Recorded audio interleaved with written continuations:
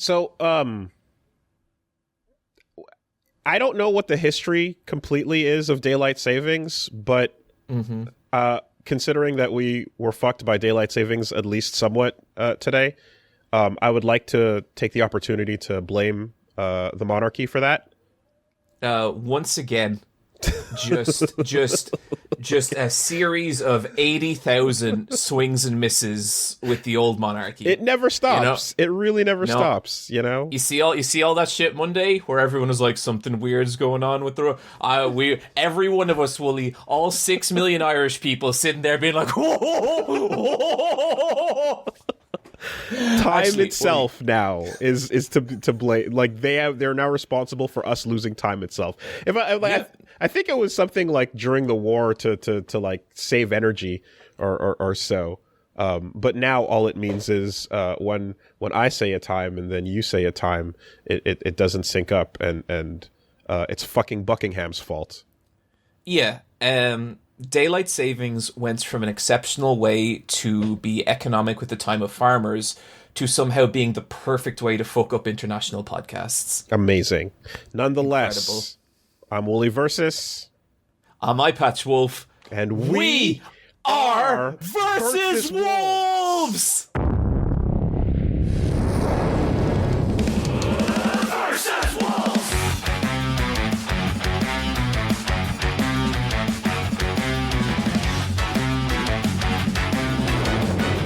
All right, it's been as usual, fun build-up of a month. The jitters are upon us once again. It's about that time. The jitters of not just like getting to all the fun homework that we left off with, but to try and surpass what the escalations that have become kind of insurmountable at this point. Yeah, so I guess to people have been noting that every episode has just been more and more intense. And me and Woolie were talking beforehand, and we're basically, the idea now is to just sort of about coast for maybe 300 episodes. You set it up and just roll. Real low effort. I think what's probably likely to happen now is there could be long pauses of the podcast where we just don't say anything. Fox, leave those in. Woolie might be mid-sentence and I might take off my headphones and just walk away. Effort is not... It's just not a priority. It's really... It's optional at this point. What is clear is we are in an age of... perhaps détente, but it's unclear when and how things might escalate again. And quite frankly, it's a little bit exhausting to just be looking around my shoulder every other second. I don't know how long I can go with the threat of just immediate, like a random battle might start at any time, right? Oh, you know, Woolie, I don't think you have anything to worry about. As long as you don't upset me on this podcast, I think you will be totally fine. See, the problem is when you say things like that in that manner, now I have to... What? Woolie, what's wrong? We're just here. I'm trying a good to... time. Hey, listen. I think it would be nice. It would be nice if... Okay. Right? Okay.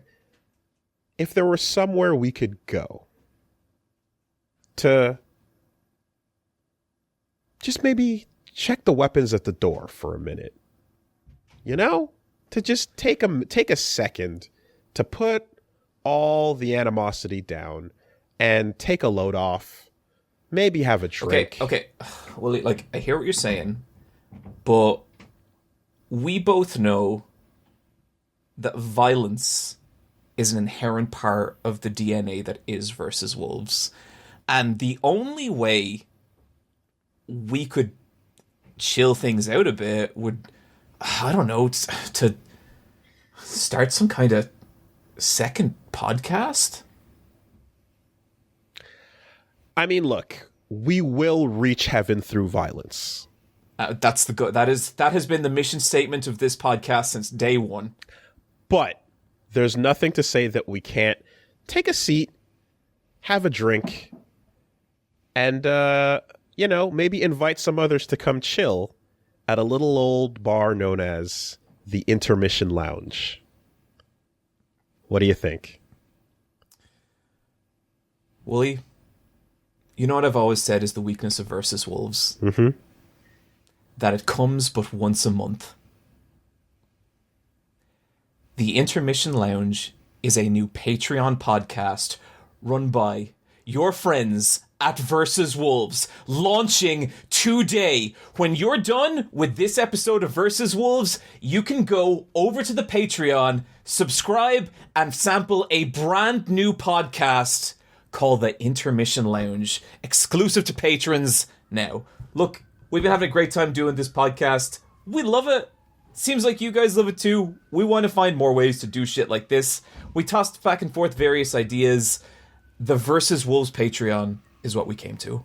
Yeah, so I mean, all like bit aside, like we basically are we set up a Patreon, and like if you guys are enjoying the show, we can we're gonna definitely we want to have something that we can give to you a little more often. We're going to be recording an extra episode, and there's a lot of stuff that we kind of, I think the best way to put it is like, there's the combo breakers that are discussions that can happen that, kind of, we have to move on, right? Like we got into Gunbuster before. That's the perfect kind of thing that when we get into some of the other stuff that was brought up, some of the other combo breakers that were discussed, or even other subjects that were like, hey, have you seen this? Yes, you have. Oh man, wasn't that cool? Yeah, but we can't get into all of that in the main episode because we've got so much to get to. So stuff that would make for a fun discussion, we kind of are going to take that over to the Patreon and have like a bonus episode for you guys. So if if that sounds cool. If you're a fan of Versus Wolves Prime and Patreon isn't your thing for whatever reason, main podcasts not changing at all. Same thing. Consider Versus Wolves the Goku versus Frieza. Consider the Intermission Lounge Piccolo and Goku learning to drive.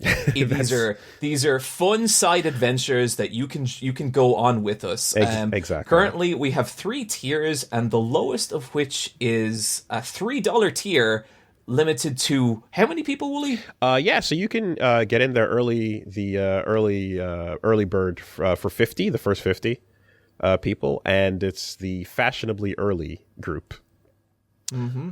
But head on over, check it out, and just know that like whether you're part of the Patreon or not, we appreciate the heck out of you being here. Mm-hmm. And it's been just,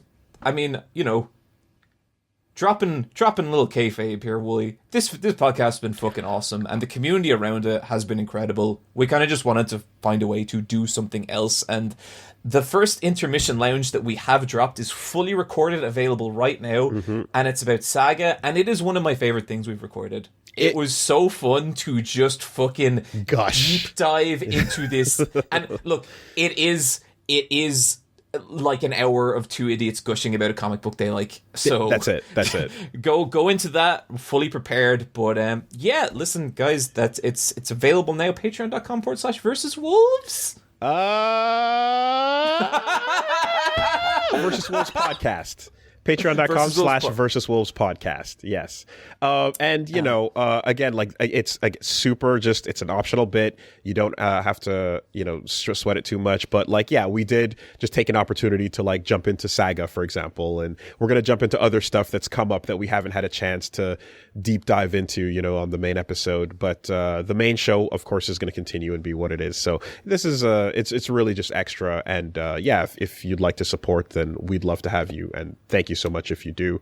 The show has like really been way sicker and more, and like things have popped off much more than I think either of us expected. The feedback has been immensely positive and very encouraging. Feedback has been incredible. I think I don't know I've ever gotten more fan art of anything in this podcast, which is just fucking bananas. But yeah, look, it's been awesome, and I think what's like important for me and Woolie is to find ways to keep this sustainable. And like, we've also been talking about like shit, like you know, let's bring this to a position where we can put more time into it comfortably and we can explore more new shit in the future because we don't know where this is going. It's like this helps us do that. Yeah, like, oh shit, we got something here. We got something going. Yeah, let's do it. So yeah, check it out. There's other bonuses and benefits, of course. You can join. There's a little Discord that's going to be set up, and if you want to shoot some questions out and stuff like that, we're going to be taking some questions as well. So you can go over to, once again, that's patreon.com/Versus Wolves podcast for more. Versus Wolves podcast. And while we're doing a little housekeeping, I suppose, I think it'd also be a decent time to be like, hey, if you have been enjoying the podcast and you've checked it out on YouTube, I've had 10 years of not telling people to like, comment, and subscribe because I've always found that to be really annoying and obnoxious in some cases. But it is kind of funny because like most of the episodes have like way more people listening than actually clicking subscribe. So yeah, the episodes have like 100,000 views. So and our subscribers do not show that. Yeah. So, and when me and Woolie show up to the YouTube parties, the other YouTubers, they point and they laugh at us. They call us little baby britches, and we can't say anything because it's true. But help us make it not true. Click subscribe on that if you're enjoying listening to the show on the YouTube channel as well, just in case you forgot, which I know you didn't forget. So yeah, okay, Woolie, now that we got the housekeeping out of the way, it's time to get to the real shit. More housekeeping. Well, kinda. Well, actually, you know what, that opening spiel about Ireland and the actually reminded me of, I happen to know, Woolie, one of your favorite bits is the concept of Irish notions. Yeah. Yeah. Okay. Oh god. So like I think the quote was, someone said, to understand the concept of notions, imagine enjoying a cool, refreshing glass of water and being told to settle down. That's it. So, for people who are unfamiliar, okay, the concept of notions in Ireland is someone has notions when they basically have any sentient thought about themselves or express it in any way. So, some examples would be growing facial hair that is anything other than a full beard, or wearing a colorful hat. It'd be like, that person's got fucking notions about themselves, don't they? And see, the thing is, like, I can say this, Woolie. Like, I can say this, and I can look at the concept of notions from an external point of view and be like, it's so silly that we do this. I mean, come on, it's so bad. And I myself, as someone with dyed hair and a YouTube channel, the fucking notions I have, exuding off of you, yeah. What none of this means is that I am excluded from the feeling or from the want to point out when I see notions in another human being. You still get it. And I was brutally reminded of this, right? Me and my parents went out for my mom's birthday. It was really cute. My mom got really excited because she got a bottle of wine that said Woolie Sheep, and my mom loves Woolie. And she was like, John, you have to send this bottle of wine. Take a photo of the wine and send it to Woolie. And I was like, Ma'am, I think Woolie has probably heard many times throughout his life that the name Woolie, and I was, but she was just insistent, and it was her birthday. Yep. No, well received, loud and clear. First time from her, so that's all good. Big love. So anyway, me and my parents are in the car, right? And keep in mind, everything I just said about like knowing that the concept of notions is silly and we should just get rid of it. We're driving by, okay? And we drive by this house. And this house is decorated for Easter. They have little Easter eggs hanging from, like, their roof. They have an Easter wreath on their door. They have a collection of Easter bunnies in their window. And it looked beautiful. And simultaneously, me and my parents look at each other and like, who the fuck is that? Like, what's their fucking problem? Why are you celebrating Easter, you prick? Like, the three of us just go in on this fucking stranger's house who we've never been like, what? The fucking notions on that person. Just a little bit of joy, just a little fun for some chocolate on Easter morning. Who the fuck are you to feel joy? So the notions as a concept it's not exclusive to a person. It can come off of objects and the things people have as well. So this was the idea of a person manifesting through their home. Through their home, yes. Their personality. That communicating to us that person has some fucking ideas about themselves. Any object with which you can transmogrify your personality becomes a vessel of notions. Yeah, and I think when you really, I don't know, I think about this concept a lot, and I think when you really drill down into it, it's kind of dark because somewhere within you wants to say like, you know, the famine was only a couple of fucking 100 years ago, and you're doing this shit, you know. Oh God, damn it, man. Jesus Christ, yeah. Hey, look, we're a strange country, all right. Like, just you know, it's what it is.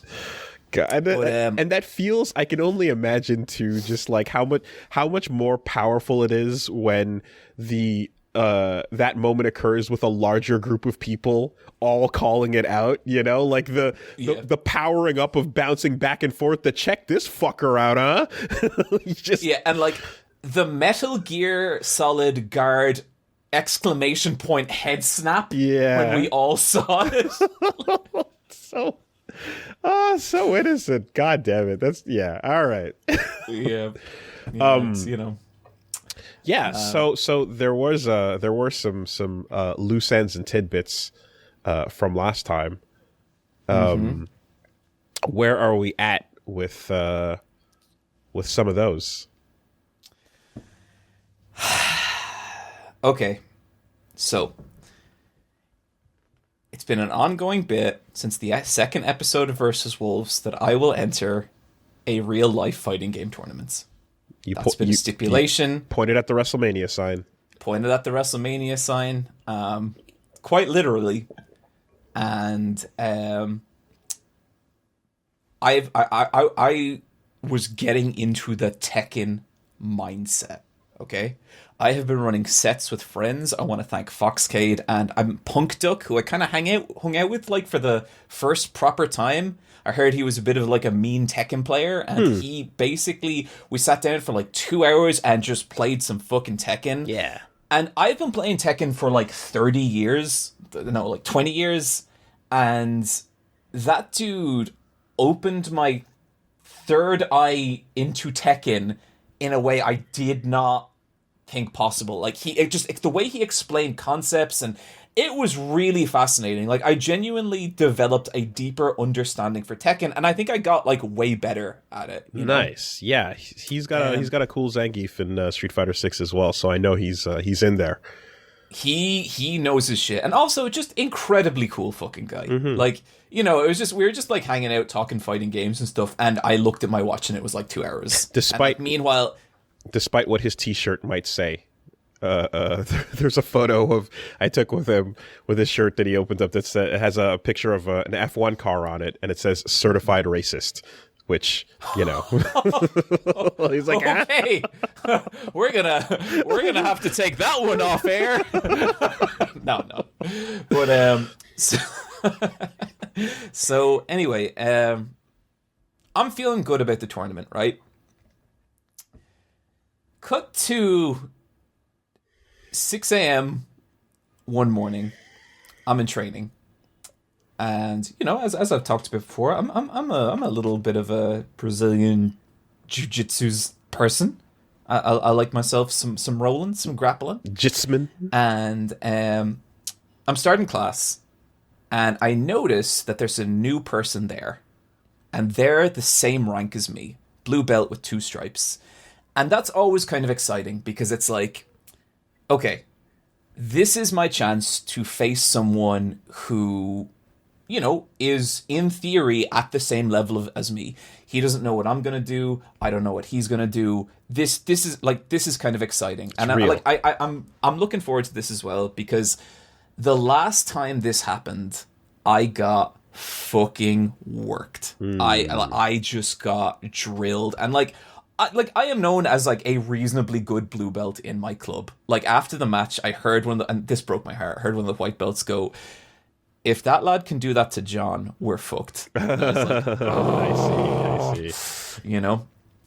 But so I roll with this dude, and he's good. He's competent, but it's really going my way. I'm landing all my positions. I'm getting tap outs. I'm feeling great about it. I come out of that match being like, fuck yeah, we're back. That was the confidence boost I kind of needed. Mm-hmm.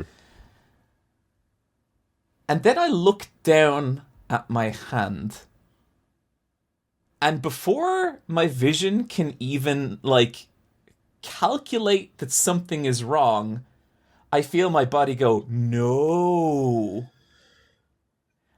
I don't know if we want to show this on screen. I don't think we can.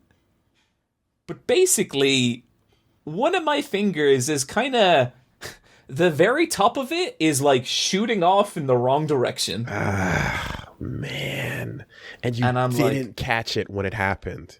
I didn't feel it at all. That's crazy. That's just adrenaline. You know, it's just...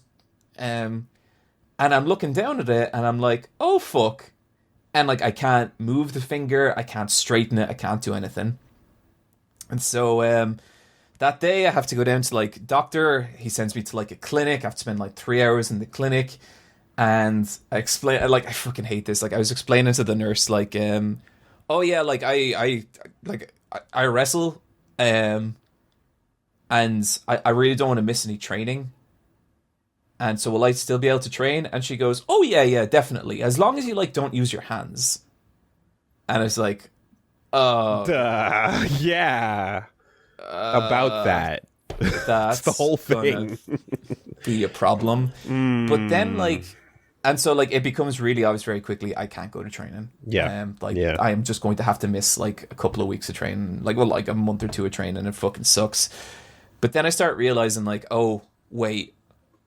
What does this mean for the wider other stuff, work, video games? Because I can't grip this hand. This is the hand right now. I can't grip it. And so I say, and then she's like, any gripping motion you make has the potential to re-injure this hand, and if it gets re-injured enough, it will never heal, and it will be stuck like this. Fuck. Yeah. Okay. And so it's damn. Okay.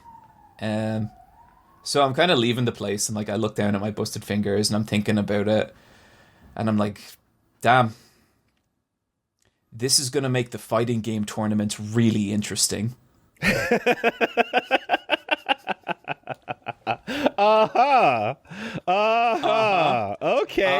Okay. Woolie, you are looking at someone who has entered their first physical fighting game tournament. I attended the Leaside Collective. Yes, okay. The Leaside Collision. I competed. With the weights on, too. The weights on. Okay? That's fucking sick. Wow, look at that. Look at that. The setup and the fake. You got me. Yeah, I want to fake it, because I'd also mentioned it to you before about I did know you got injured on it, yeah, so I'm fair enough. I mean, I love to kick a man when he's down, when he deserves it, but that finger looked pretty rough, admittedly. So, maybe we'll leave an Imgur link in the description, and people can check it out if they want, because it's not pretty. Bad angle. But anyway, so me and my buddy Sean, you know Sean, you met him at Magfest, we both basically saddle up and we make the road trip down to Cork. Have just a fucking awesome time. We stop in road stops, we eat food in shitty diners, and it's great, and we were really, really good time. I introduced Sean to Final Fantasy VII, don't know if you're aware of that. Coolest thing in the fucking world. Cool. Okay. And so we get to our hotel. Sean has never played Tekken before, and so I spend that night basically teaching him just dirty Tekken tips, because he is also going to compete in the tournament. Nice. Okay. So we show up to the venue, So then we show up to the venue the next day after nearly being late again, but we make it, and we make it nice and early. We couldn't find Sean's car in the morning. We forgot where we parked it. Oh, no. And we were in a different car park. And Woolie, I didn't want to say anything to Sean because, like, you know, I didn't want to make him feel pressure. The sweat I felt was like, no. Anyway, we get to the venue and running some kind of casual games of Tekken, and like, you know, I'm chatting to people. Everyone there is like really, really friendly. Like everyone's just really chill, and everyone's just super open for like turning to the person next to you and like talking some fighting games and all this kind of stuff. And the way people did like my favorite thing in a casual setting for when they recognize you, where they talk to you for a little bit. And then they'll be like, "Oh yeah, like I remember in your video," and they don't make a big deal of it. Yeah. The smooth. That's always like fucking cool. That's you know? it. It's like, a normal rapport, and then like kind of like that thing is like, oh shit, okay, cool. Oh yeah, okay, cool. Now, like if you're just meeting a fan, it's fine for a person to be like, "Oh hey, I'm a fan," but I guess when it's in like a prolonged social environment, I think that's the move. That's cool. That's cool. Yeah. But I'm getting nervous here.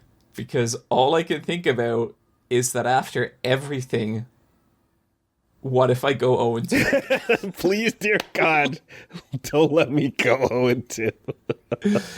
So anyway, the tournament starts up, and I'm nervous, dude. Like I am proper like. I think I actually get like stomach problems because I'm so nervous, and there's one point where I have to go to the bathroom and just dump ass. I just got to get it all out. Okay, to be fair, that is a normal pre-tournament feeling, and it is good to follow those instincts. Yes, just get it all out there, and when you sit down, take everything out of your pocket. It doesn't make a difference, but the feeling of not having stuff in your pockets just makes you feel better. What if the phone tugs on the fabric in such a way that I don't hit my Dragon Punch motion? I can't explain it, but everybody clears their pockets out. You know, if you're holding a stick or pad, doesn't matter. You just want to feel as light as possible. Anything you can do to feel light. You think you can do consistent SPDs with keys in your pocket? Yeah. Anyway, I hear my name. I get called Eyepatch Wolf, and I get called out over to a table.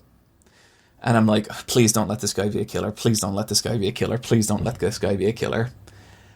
And this guy sits down next to me. Lovely guy. Really friendly and nice. And he pulls out a hitbox. Oh, yeah. Now, to be fair, you're in Ireland at an FGC event. Most people there are probably really there because they want to be there, you know? Yeah. Yep. Yeah. And I'm like, okay. Maybe he's just really into Smash. Like maybe he's just entering the tournament on a lark. He picks Dragunov. And at that point, I'm just like, okay, so for people who aren't familiar, Hitbox is like a special kind of fighting game controller, more specialized than an arcade stick. Like, if someone has a Hitbox, that person plays a lot of fighting games. And I think Woolie... Oh, I did not know you had one. These are the special branded Woolie Versus snack boxes. Currently sold out, but this is what it looks like, where you have buttons instead of a joystick to control the fighting game. So it's people who are getting real serious about their movement. I'll say it. It's a controller for lunatics. Beginners can use it too, but if you've got a keyboard like Origins, it's not that bad, but it's a piece of hardware that is like, it's not a default controller for the PlayStation. So all I'm saying is anyone who owns a Hitbox, that person has already owned an arcade stick. Yeah. There's an evolution there. You can tell the etymology, I think that's the word, of a person's fighting game history. So anyway, I'm playing a guy... off people who are grabbing their snack boxes and stuff for the first time, though. Don't let that... I don't want to... My whole job is to not have people feel gate-kept. So people are getting these controllers for the first time, and they're having a totally fine time with it. Proceed. In this moment, I myself am feeling quite gate-kept, because I'm looking at this person, and I'm like, okay, he has a hitbox, he has picked a top-tier character, like, you know in XCOM when you hover over the enemies and you see like the hit percentage chance? Yep. I feel like my hit percentage chance would have gone up if I had gone outside, getting in a taxi, and gone home. I'm fucked, you know? So anyway, we have the first round, and he is definitely coming in with like those fucking Dragunov low hits that I just can't stand. And he's you're playing our girl, right? I am indeed. I'm playing Reina Mishima. Just for anyone. Yeah. I love her so much. And capitulation. So we're going back and forth, and like I am definitely taking some heat. I am taking some damage. But then like at one point in the first round, I look at our energy bar and I'm like, oh. And I'm actually a little ahead. And I'm like, okay. And we close out the round, and I take it. I take the first round. Hey. And I'm like, oh, fuck. Okay. And we start the second round, and I am not watching this guy. This guy is pushing me. I am sweating the entire time. Take the second round as well. And that continues for the next 4 rounds, and I 6-0 this guy, and I get my first win. Let's go! Hey! In there, baby! Nicely done. Yeah, I was... And just to be clear, the guy was good. There was no round where I smashed him, and every round I worked for it. He was good. It was not... You were better. When I say it was 6-0, I was still sweating, completely. And I feel a weight lift from my shoulders, because at this point I went to the tournament, I got 1 win. You got in there. I got 1 win. You got in there. But you're in there though. Yeah. Handshake? Absolutely handshake. Lovely fella. Really, really nice. Nicely done. So after not very long, I get called into my second match. And this time I'm going up against a law player. And not long into the match, I'm like, oh fuck, this dude's legit. This dude's a real player. Oh yeah, you're in the winner's bracket now, my friend. Yes. He washes me 3 rounds to nothing. So he takes the first match. And I'm like, okay, he is just coming in all over highs, lows, mids. He knows this is a man who has studied frame data. Yep. He's got the numbers in his head. He's got the numbers. Sees the matrix code. So then, second match starts. He takes the first round off me. He takes the second round off me. But at that point, I'm like, I think I have a beat on this guy. I think I see how he's catching me. Oh. And so I go into that final round, and I push him back, and I take the rounds. Okay, we call this the download. The download is in progress. The download is in progress. Second round, the download continues. Ooh. I take back the second round. Third round, it is down to the fucking wire. We both have nothing left. And he takes it. Okay. So I go 1-1. Download interrupted. Almost complete. So, the way fighting game tournaments work, if you're not familiar, is basically there's a winner's bracket and a loser's bracket. Everyone kind of starts off in the winner's bracket. If you lose, you go down to the loser's bracket. If you lose in the loser's bracket, you're eliminated from the tournaments. Yeah. So, I am 1-1 and going into the loser's bracket. Woolie, would you do me the honor of commentating my match? Oh shit! Oh shit! Oh, we got footage. We got footage, baby. Oh wow! Okay. Let's take a look. This is exciting. Fox, I'm gonna ask you to work your magic here a little bit. Yeah. Okay. No, that's the piss tank. Right now, Eyepatch I'm Wolf, doing my button setting check. your buttons. I'm terrified. I'm terrified I'm going to set the buttons incorrectly. Okay, versus I think Tom it's either a O'Regan. button check or also figuring out Super lovely fella as well. Everyone was. Like, everyone was real sound. If it's your first Oh, look at the venue back there. Okay, so you played on stream. Are my actual bike. Not everyone gets to play on stream right away too, so that's yeah, that's cool. That's cool. Now the nerves for playing on stream, of course, are amplified because everybody's watching, and everyone's Yeah, because gonna and see for what me, you Woolie, do. I know this moment right now Yes. is coming. Looks like we're actually Yes. going into it. All right, we got a Xiao Yu, an X. All right, John on the player 2 side, starting off. Okay, taking a big risk up top. Tom being pretty patient. Okay. Okay, John's pressing buttons. There we go. To the corner. He's lucky that And he into a floated heat by the activation. Yeah, it spends it right away. And just like that, wow. It spends, but John still has his heat. He activates breaks the throw again. with a throw. Oh, nice break. I think that's a 1+2. Oh! Oh, into the rage. Oh, but it's not enough. You need enough life to take that hit. There you go. If you have enough life, that would have turned it around, but unfortunately, Back turn long. it was For our not audio enough. listeners, Woolie, Mistrust what launch just kick. happens? Okay, this is pretty bad. Positioning for John right now. Back against the wall. Oh, this is gonna... Yeah. Oh, nice rollout. Good throw. And now his back's to the wall. 3-4. Oh, gets the stomp as well. Nice capitalization there. Oh, Another 3-4. okay, John backs off. Oh, is he blocked? Activates. No, nothing was happening. That was a desperate rage. And yeah, the rage art does not land. Woolie, John, who's winning the rounds? Who's winning the rounds? yeah, but John was being patient. Nice call out Stonehead. into the throw. A lot of people are waiting for a button right there. Oh, he actually Again, scored there. He doesn't need caught pressing a button. All right, to throw him. nice break. Nice. Ooh, let's go. Game 1. Eyepatch Wolf. Not bad. Caught him pressing buttons. Yeah. And a good sense of patience for when to get in, when to back off. Let him whiff something. Very nice. Okay. Let's see what the adjustment's going to be. More patience. Okay, good. Backing off a little bit. Both players are kind of respecting each other a lot right now. Oh, Yeah, Tom is getting more respectful about it. He's The other guy can do. second guessing a little bit. Here we go.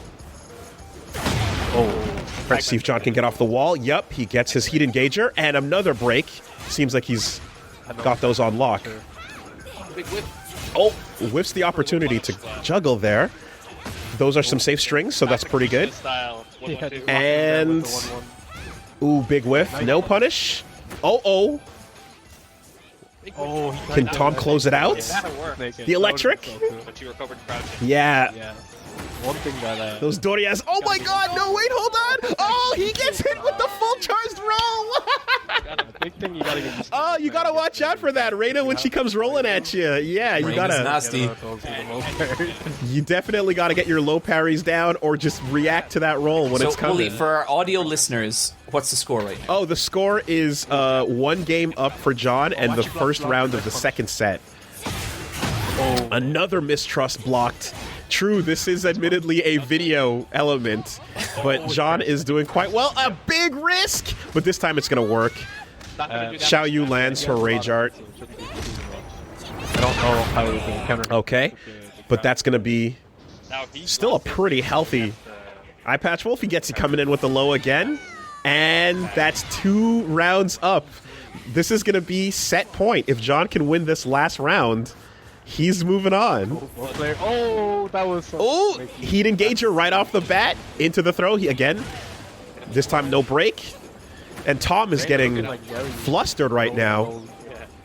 Okay, hitting some buttons, getting himself out of dodge, but John gets in, activates the rage again. Yeah, just to manage to stop himself from dying here. It's his last hope, but he's gonna have to play perfectly after this. Oh, well, that did a lot more than I thought it would. But they still have heat. And the low again! Yay! Let's go! Eyepatch Wolf moves on. I forgot to finish 2 again. That's yeah, that's a 2-0. Handshake. So- 2-0 in the bracket. first tournament. There you go. Good set. Good adjustment. Very clean. Nice. Nicely done. Would you like to see the next match, Woolie? Let's take a look. If they got you on stream, yeah, let's see it. Ooh, here comes a Raven. I had spied this Raven earlier, and I was nervous. Get ready for the next battle. Wise Master. Wise Master. Yeah. Again, super lovely guy. Mm-hmm. But does he pay his taxes, though? Wesley Snipes doesn't pay his taxes, and that's what Raven. It looks like Blade. Anyway, all right, we got some loading going on here. Yeah. So yeah, taking some big risks with Reyna there, but like they're working out. If you get a nice read on the opponent, if they're not stopping your lows, you know. All right. I also know for a fact Tom is a mean Street Fighter player. Okay. The throne. Love that intro. So fucking cool. All right, so this time we're in the Coliseum. This stage is a lot more wide open than the last one. It's going to take a lot longer to get to the wall. So, okay, nice patience there. And yeah, Wise Master's coming in. Oh, great. Oh, yeah, he knows his stuff. He's doing some bread and butters. It was with that combo, I was like, oh no. No. Real stuff. Right, he's not pressing risky buttons either. He's doing some safe strings. Okay, breaks the grab as well. He's got reactions, but you are ahead. Nice throw. Big risky OTG. Yeah, well played. Backs off, activates heat. That's going to be safe. He's going to punish the attempt. The 1+2. Yeah, there it is. Okay. First game, first round Wise Master. Really good patience. All right, John with the heat engager. Stops, blocks the low, knows it's coming. He's familiar with Reyna. Wise Master showing that he knows the character and he knows the matchup for sure. Oh, yeah, interrupting. So he caught you pressing buttons there. Yep. And he knows what your strings look like as well. Okay, armor, blocks the low, and launch punish. That's what you want to do. Yep. After blocking a low like that, you get an opportunity for a nice combo. And with the heat, Raven gets really tricky, man. Yeah. He can use the clones to pressure you and then sneak a throw in there. It's really dastardly. I'm trying to mix up my strings now because he just knows everything. And he's just going to wait for it. He's going to be patient. There you go. Nice launch. Okay. And it's going to land. There we go. We got a Rage Art. Unfortunately, not. And he's already spent his heat, so you still have yours, which means you can heal back. All of that gray life. Oh, the low! Oh my god, that was so risky!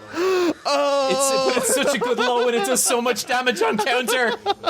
Oh, yeah. Okay, Wise Master's gonna take that first game.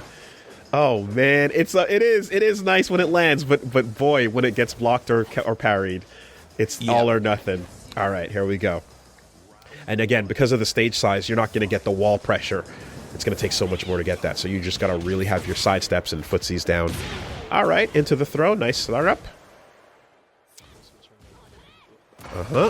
Into the string, armor through it. Very nice. Heat engager. Spin into fake. No throw this time. Good patience. Oh, whiff opportunity. Missed. Yeah. Wise Master's being patient. He's letting your heat run down. He's going to break that throw. He's just waiting for you to run out. But you've gotten the life lead quite convincing here, looking like it's your round. Nice low. Perfect. Clean. Woo. Eyepatch Wolf looking shiny. All right, let's see what Wise Master's got this time. Oh, big whiff. Armor through that. There you go. A little bit of a... Ducks the high, no launch. Little bit of a push. Yeah, those highs are all very punishable if you crouch underneath them. And then we got a launcher. Heat. Yeah. That confirms. And just returns to perfect. Yeah. And shatters my confidence. Oh, you feeling good about that? Hold on a minute. No. Back to 0. Let's go. High. Okay. Yep, just exchanging. I'm panicking and going for that third hit, and I shouldn't be. But you're using safer buttons there. You want to be a little less risky, and that's the right play. But he does get a nice counter hit. He's going to activate his heat. You're going to have to guess for the round, and that's it. Okay, last round now. It's 2 rounds up. 1 game up for Wise Master. This could be his set. Heat engage into a throw. Nice. No, he's going to pop back up and not let you get the low there. Oh, and the heat is activated as well. This is a rough situation. Okay, nice touch. Yeah, he is poking me to death. Yeah, that 1-1-2 saved your life. A little early on the throw attempt there. Low, high, into the mix. Oh, the rate. Oh, heat. Yep, activated. It's going to be safe. Ah, there it is. Yeah, that's a real Raven. Wise Master is going to take it. Good stuff. Good stuff. Good He leans over to me at the end, and he's like, yeah, Raven's like a lot of knowledge checks, and yes. I felt that. Absolutely. Wow. So ended my first fighting game tournament. 2-2. Thank you. Good stuff. Thank you. 2-2 is the definition of a respectable run. There you go. Especially like your first tournament. That's incredible with all the practice and the work you've put in. Yo, that's great, man. Damn. Thank you. You got to experience the thing. I did. I got to feel the flow of a fighting game tournament. Yeah. But it was good. But you know, it was funny because like I was really like training for Tekken in a way that like I have never really chilled with a fighting game like that ever. And then when I had no reason to, like when the fighting game was over, actually really I was kind of like, oh, there's nothing I can do this evening that's like that level of intensity, you know? And I missed that. But I also like, you know, it was an excuse to get to know Punk Duck, like, properly. And that was fucking awesome. Yeah. And then it was an excuse to take a big, stupid road trip with my buddy Sean. That was awesome. Yep. And it was like, there was so much shit around it that wasn't even just the fighting game tournament. That was great. You know, like, it's that thing where, I think maybe I've made this point before in this podcast, but like, whenever I listen to podcasts about with wrestlers, they always talk about the road trips between events, never the events themselves. Yeah. And to me, it was nearly like the Lee Side Collision was awesome, and I had a really good time, and everyone there was so fucking chill. But to me, it was nearly the journey there that was so much fun. Yes, man. You know? Oh God, just like. It's so much fun to like just go and play these games that you love. But when you're like the community element is what makes it that you keep coming back, you know? And like when you have somebody that you're like honing your skills with, when you have somebody that's better than you, that you can just run sets and you have and then you go hang out, you go for a dinner afterwards, you know, like, right. Just the fun hang of all of that. Watching the top 3 or watching grand finals, the excitement of everybody watching the journey of the players as well. You know, it's just such a fun, positive vibe that like, it's a unique thing that you don't get from, if you just buy the game and like you play it at home, you're getting a part of the experience of like how good these games can be, you know? And that's what I say. I'm like, if you play, you can still enjoy it quite a bit by yourself, but that's like a third of it, right? And then you can go online and you can play against others as well and get that outside element as well, and then that's another third of it. But you're missing the if you get the community side going, it really completes it, and it shows you a side of the game that like you don't otherwise get.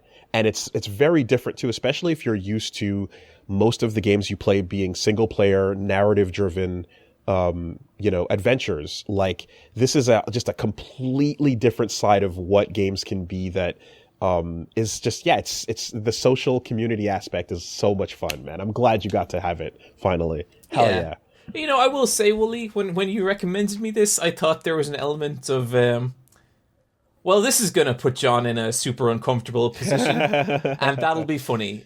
And now I see, no, I think you were I think you were looking out for best interests in a way that maybe I didn't appreciate at the time. So thank you. I appreciate it. It's an experience that I wanted to share.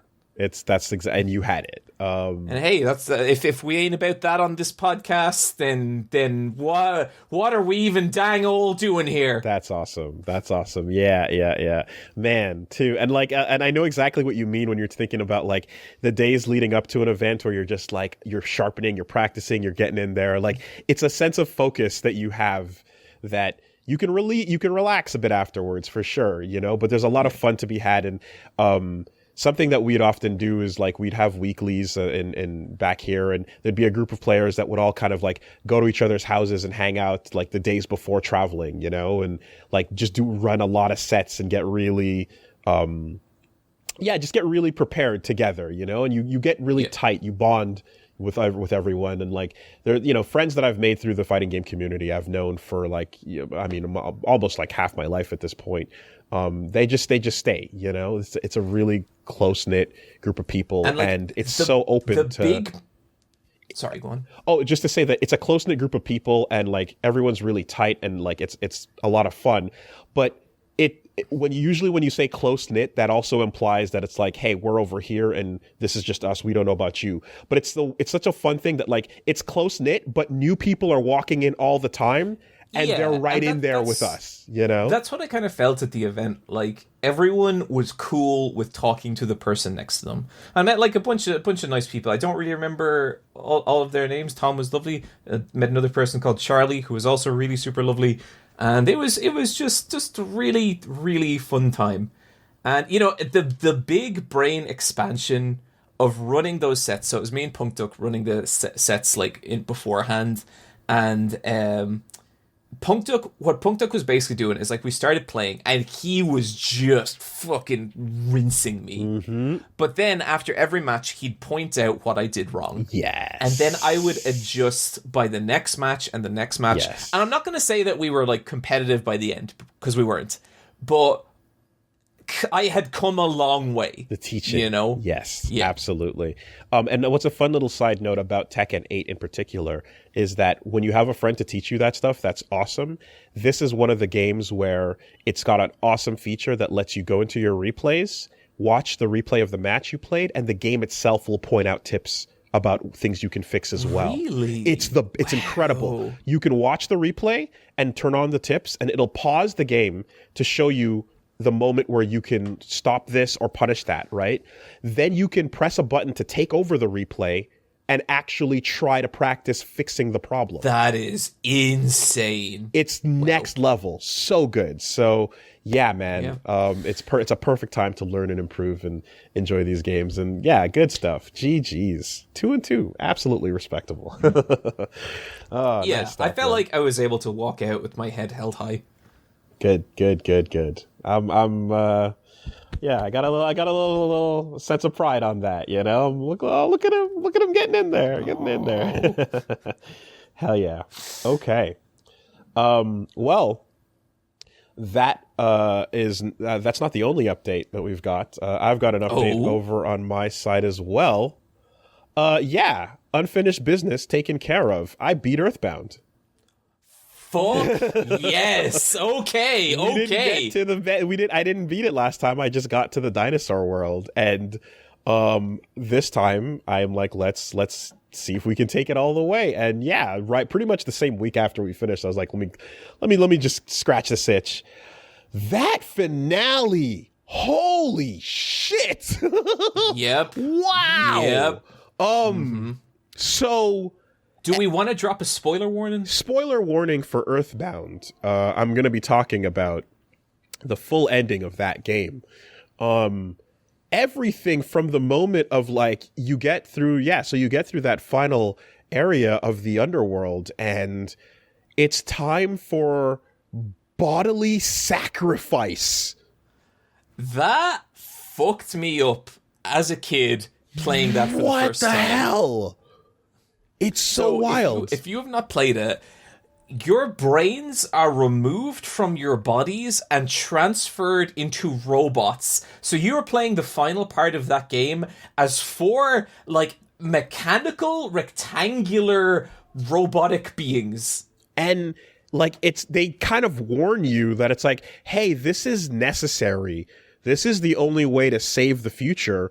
is we're gonna have to like disembody you from your we're gonna have to pull you out of your soul out of your body and put you in a robot and send you to the future. It's the only way to stop Gygas, and these kids are like, yeah, I guess, but so that's some like last minute like body horror that pops up. And then the thing that's been happening to up to this point that's been really sick is the language is very particular about how you upgrade and get more powerful. It doesn't say that you've learned a new ability. It says you became conscious of or remembered this ability. It's like this knowledge that you already had of like your PK stuff is coming back to you, the feeling of escalation once you begin that final sequence. Like, okay, so the run up to those up to that final cave as well is like pretty brutal. You're fighting the hardest Starman combinations. In some ways, I think that final run is actually kind of really endemic of a lot of the problems in Earthbound. Like, it's just really brutal, and those enemies will wipe you out, and it's frustrating because you're trying to get to the final boss, and it's difficult. It's very difficult. And I came in with multi-bottle rockets prepared, but you don't want to waste them on grunts, especially grunts that respawn. So, and then P is running low, and it's just you got to really make do. Run past whatever fights you can if you think your level's high enough, but eventually getting to the actual final room. Pokey! You son of a bitch.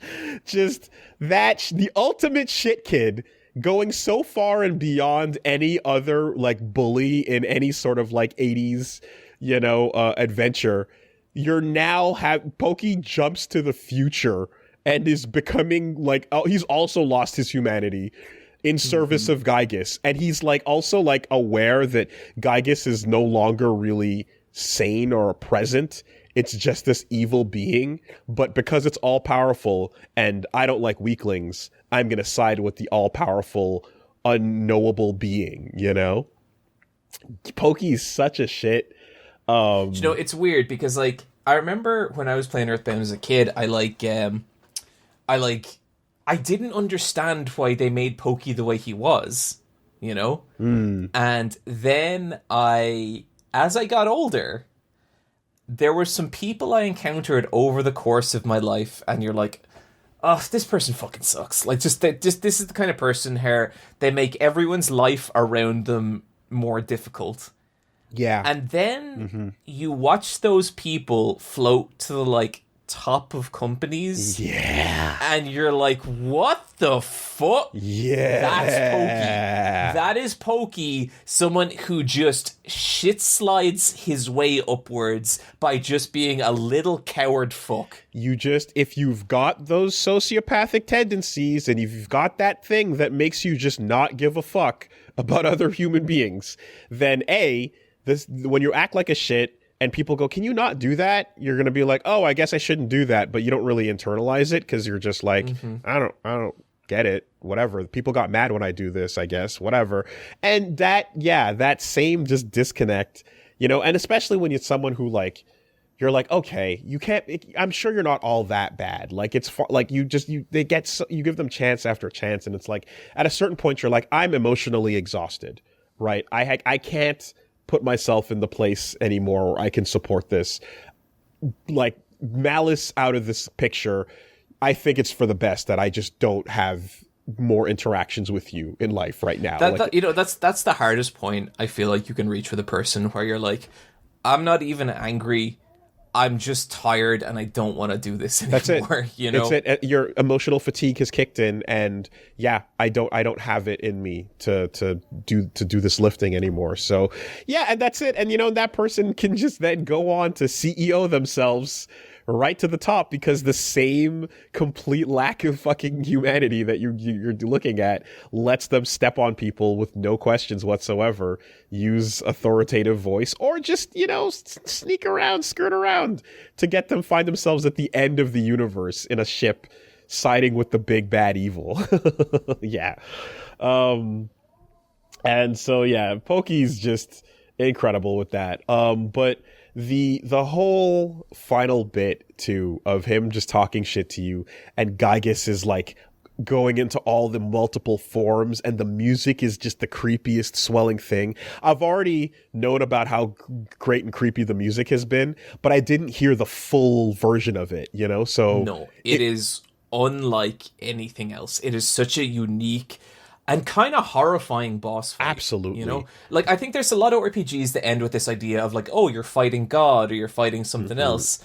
I think Gygus really succeeds in you are fighting this ethereal entity, this just fucked up force of vileness. The twisted face isn't even clear right away. It's just a series of like weird. There's the machine with the Ness face on it, but then afterwards you get the textures that start to warp into place and stuff.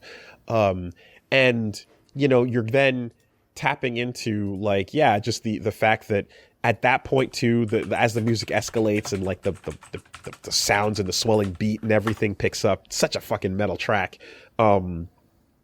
You're also there's only so many resources and you're running dry, you know. And I'm there in a basically stalemate with Gygus because I have, you know, things like the Franklin badge on me, and I've got the ability to like keep Ness alive, but everyone else is KO'd. You know, and it's this war of attrition. And I remember like the first time, like I just ran it out, and then like I couldn't figure it out, and then fought my way back up there the second time, got back into that position, and I'm like, what am I doing wrong? And Gygus starts talking to you, and he's like, Ness, hate, he's, you know, friends, like all these things. And there's that moment of like, fuck it, I don't have an optimized ability right now for Pauline, so just pray. And she prays, and then it cuts to somewhere else. And you're like, oh, fuck me, god damn it. And pray is this ability you've had the entire game. And it's never that useful, right? Like it's randomly, kind of rolling sometimes the dice. it can be. It can sometimes a wind will blow that heals you or gives you PP, but sometimes that wind will resurrect the enemy you just killed, and you go, "Oh, that's not worth it. That's not worth it at all." So I just never used pray. But then, much like you, in my first encounter with Gygus, just out of sheer desperation, out of just nothing else, I was like, "Fuck! All my healing items are gone. I have no PP." Praying is my only hope. And what happens, Woolie? And then you cut over to the Saturns in Saturn Village, and they're getting together, and they're like, hey, those kids, they're fighting their hardest right now. Let's pray for them. Let's help them, you know? You pray again. You cut to villagers. You cut to all the people you've met, the places you've been, the journey. You know, you cut to what is essentially the Goku, like, lend me your power spirit bomb. And it's... Yeah, except this time, you're not the kid watching at home, raising your arms. You're fucking Goku. Yes. And PK friendship is being cast, you know? And everyone is just loading, and it's doing damage to Gygus, you know? And it hits, it heals. It's like, oh, and every time there's like another, like, there's another zero on the end of that damage. Yeah. It's great, you know? Like, oh, fuck. Pauline is just, she's doing it, you know? So then, you eventually, you're like, okay, we've seen all the places, we've cut to everybody, and then you pray, but no one came, right? And you're like, okay, all right, fair enough. They've done all the heavy lifting.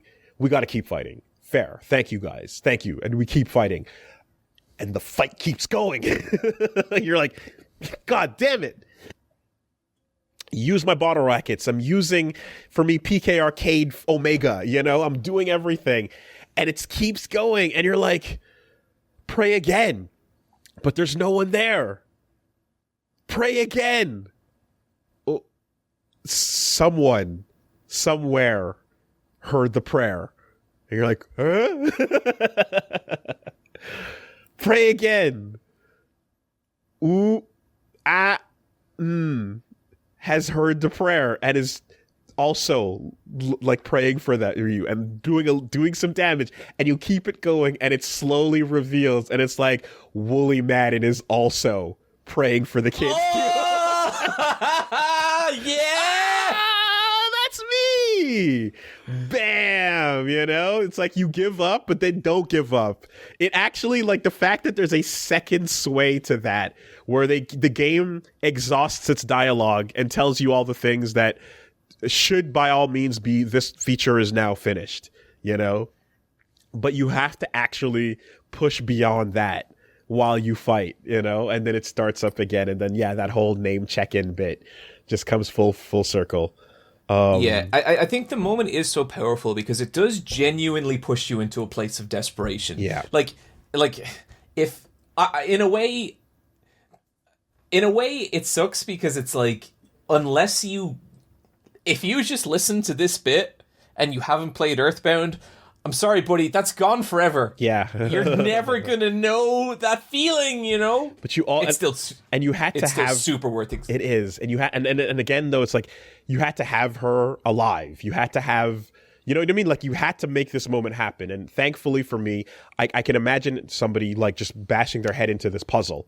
Because it's a puzzle with a specific solution that you have to emotionally solve it. I was in the right frame of mind to do so. But... like, everything that the game had pelted at me prior to that, especially if I was coming off of some of the hardest challenges, I can see someone not being primed for, you know, that moment. Totally, I could see someone completely blank spotting this.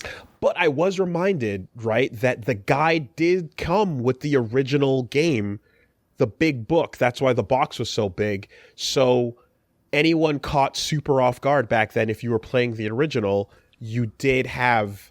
before game facts, you know, and stuff, you did have something to kind of help you. I actually have that guide right here. No shit. I wonder if it says it.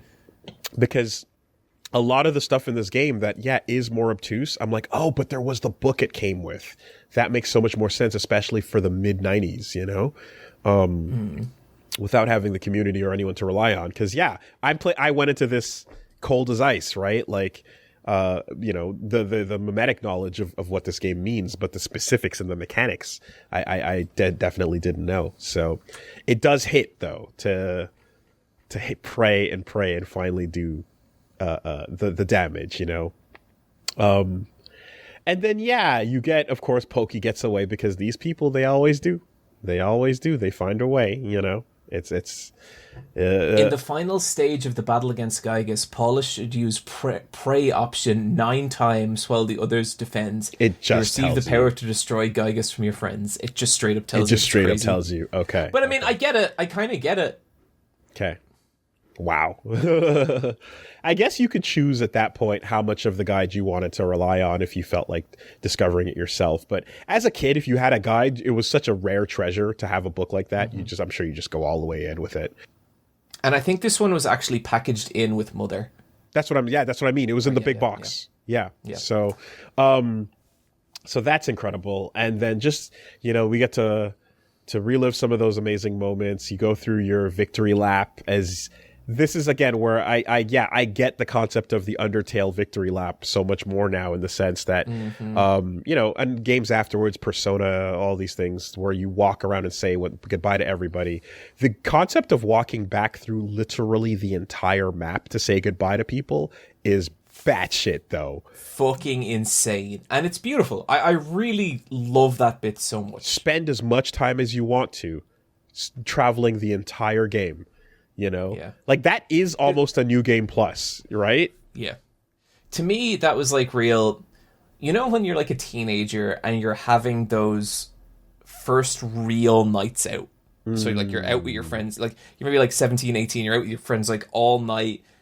Shit's going on, and it's like you're constantly encountering new experiences, and that like early morning feeling of walking home and being like, I think I'm like a little different now.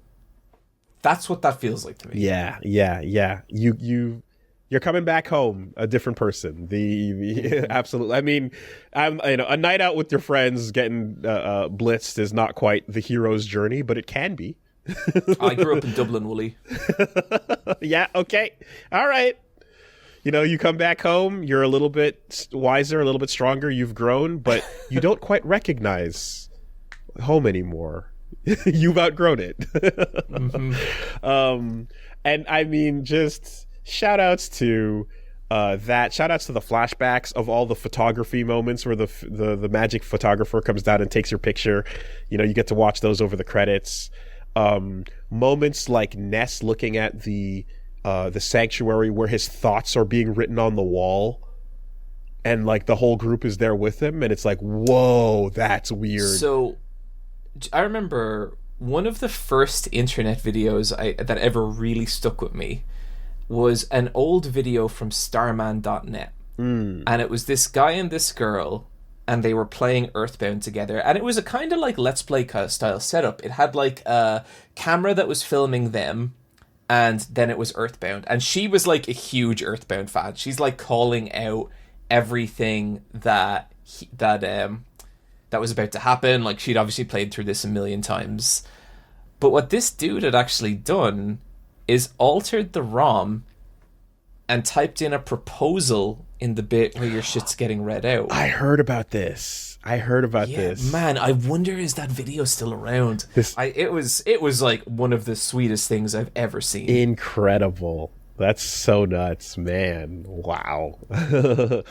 Yeah, that's a really good moment, just to breathe in and look at the again, it's right before you go on to the finale,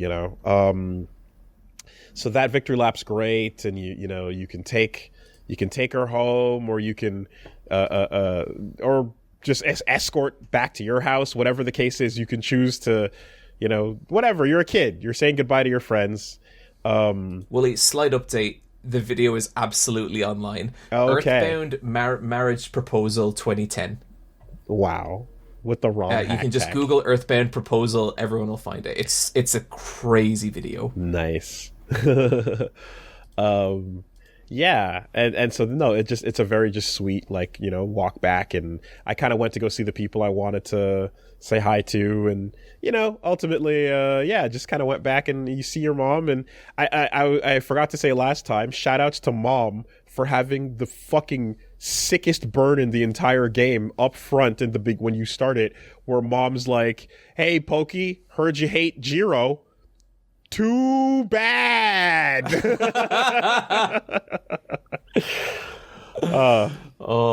So yeah, no, just finishing off Earthbound was amazing, and truly, like, the switch up from the point I stopped at to the finale and to the credit drop is insane. Like, I'm almost happy it was divided this way, because there's so much to how it swerves at that point, Yeah, I think if you had gone even a little further, it nearly would have been, like, that would have been too much, because, like, we had enough to talk about, and I think it was nice that it kind of got divided up like that.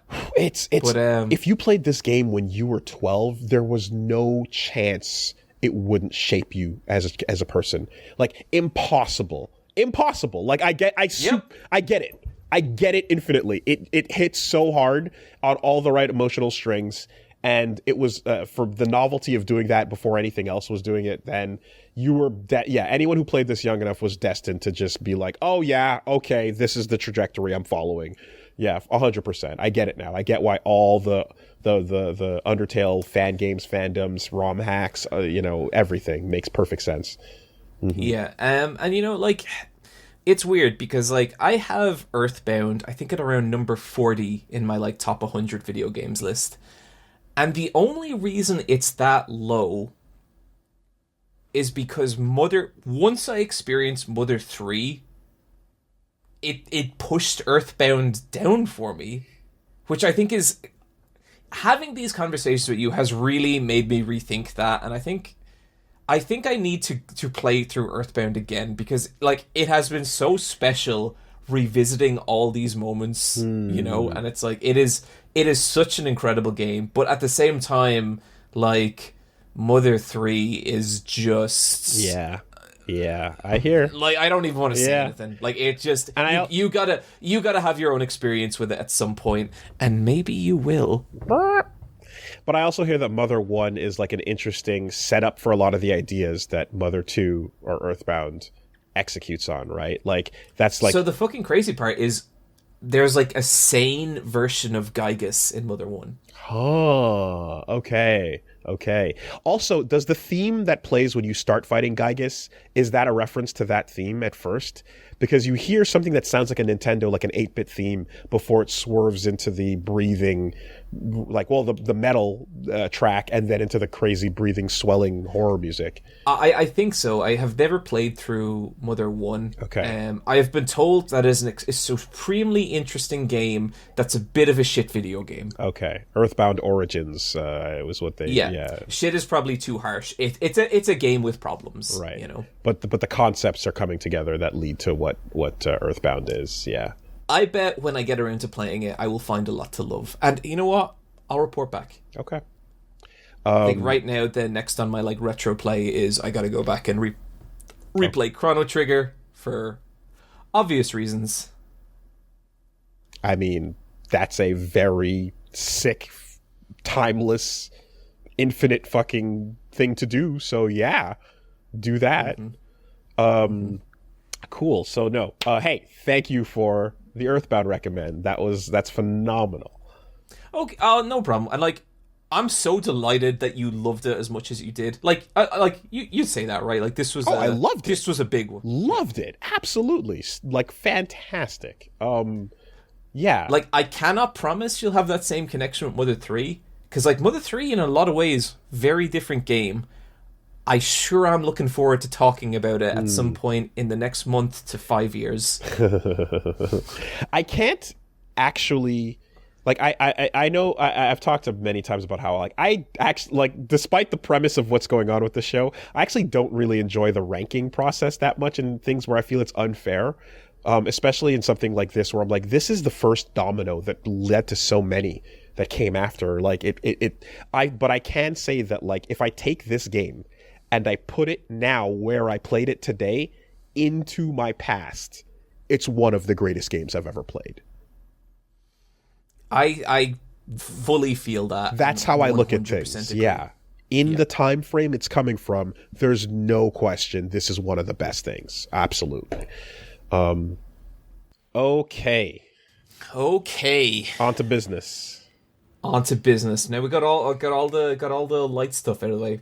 Although, real quick, before we move on forever from Earthbound, that last boss fight, you're aware that like that is one of the most like fan speculated, fan theoried things on the internet.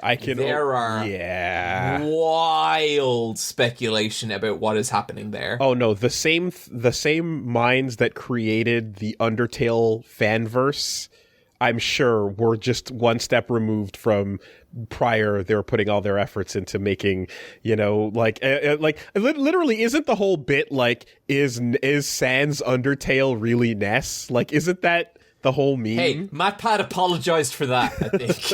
Okay, like I don't know the full depth of like all that. But I don't know. Honestly, I've seen the JPEGs of that it. whole thing. But like, it was basically this whole thing where there's a thing that's when people's minds get open to like interpreting media for the first time, everything becomes like a secret code, and there's a lot of, if you look at that last fight, there's a lot of interesting symbolism. I think some of it's really interesting, and some of it is like, maybe, there could be something there, and I think some of it is people just going buck fucking wild. Like, there's a whole theory that the final boss is about having an abortion. Oh my god. Okay. Because the shape of the room before Gygus is... No, Woolie, there is a baby in a womb. No, bro. There is a baby in a womb. It's part of the texture. Yeah, you see when it all comes together, the swirl face has a baby in a womb thing, and there's multiple moments where during the sanctuary flashbacks, Ness is thinking of himself. He's seeing himself as a kid. So there's like reference, and he's seeing his parents as kids at one point. Yeah, and the room where you find Gygus is like the shape of a uterus and all this kind of stuff. The actual, like, look, to me, I think like if 100 people watch a piece of media, I like to hear 100 different interpretations. That's the way I am. So like I try not to shit too much on that stuff. Some of it seems a little wild to me, but sure. Yeah. But the actual boss fight was inspired by Itoy. When he was a little kid, he wandered into the wrong cinema. And he happened to he was like real young, and he wandered into a movie called The Military Policeman and the Dismembered Beauty, which is a 1957 horror film. Oh. And he said it really like traumatized him. Like whatever scene he saw, people say that like it was a really horrific like, you know, sexual assault scene. I don't think there are any of those scenes in that movie. I think it's more just a scene with a woman's dead body. Well, the title of the movie is pretty indicative of what that might be. Yeah, and he said like it really messed him up. Mm-hmm. And he wanted to create that feeling for other people. He wanted children to play this game and feel that feeling. And you know, what I will say, Woolie, is like I saw Akira when I was like 8 or 9, and it fucking nuclear radiation transformed my DNA. You know, there is a direct line between that moment and me right now. You know, did we? I don't know if it came up last time. Did we talk about Akira at all? But like, I don't believe so. Well, so because I'm just like, that was for me. Akira was like, this was an incredible animation masterpiece. I just appreciated everything it was doing in general, but nothing outside. Like, I just had pure admiration for this, you know, this whole thing. But the fucking Kaneda pop with the girl that gets pulled into his body Kaori, for no reason. That's the part that stuck with me, did damage, and that I can't stop thinking about. Same. Yeah. So, Woolie, I was that 8 moment. years old. I was in, like, my older cousin's house. I push open a door. I look in. I see the Tetsuo blob. I see the Kaori pop. And I'm just... Oh, wow. Okay, that's all you saw. Yeah. That's crazy. Yeah, no. And, like, I didn't even know, like, so this was something that, like, my cousin had been away in boarding school. He had heard about this thing. They had somehow got a German dubbed videotape of it. And I'm just watching this, and just parts of my mind are exploding. It's funny because, like, the context that you missed doesn't really add much to that. It really is that random and just horrible. And, like, I remember that was one of those moments, too, where I kind of was like, but usually when someone dies in a movie, there's a reason, right? It's either because they were bad or because the bad guy is doing it to them and somebody needs to avenge them, or like there's a purpose, you know? It was like the fact that it was so senseless and random, and like these are two characters that are ultimately kind of tragic, that are like, she's just caught in the as a bystander, and it was like, I didn't get that. Like, I was like, but why? But why'd she have to go like that? Why was it so brutal and harsh for nothing? She didn't deserve that, you know? I couldn't let that go. And like, yeah, that's all I think about to this day when it comes to Akira, you know? Yeah. Yeah. I hear you. So that's what he was going for. Interesting. And I think, like, look, I don't think we should show children horrifying media. No. But at the same time, yeah, if you want to get the feeling, but you're obviously it's a Super Nintendo game. There's a limit to what we can really pull off here. But that sense of unease is that's an interesting one. What an outsider. Yeah. Okay. Fascinating, man. Okay. Brass tacks. Look, we're here for a reason. It's time to share our experiences. Okay. Woolie, I read Kill 6 Billion Demons. Let's go. Okay. I guess, because this is where some preface might be required. I don't know how much did you read, because I have not read the whole thing. We can get to that, but the stipulation was the first book. Yes. Okay. because this is one of those things where, and this might kind of guide, or this might set a bit of a thing for future recommendations or so. But I'm working my way through it. Right, I have not finished Kill 6 Billion Demons, but what I had read of it was enough that I thought it was worth a recommendation. I don't think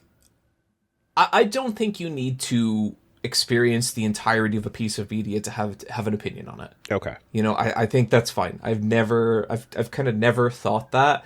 And I think with something like 6 Billion Demons, there is so much to talk about as well. Okay.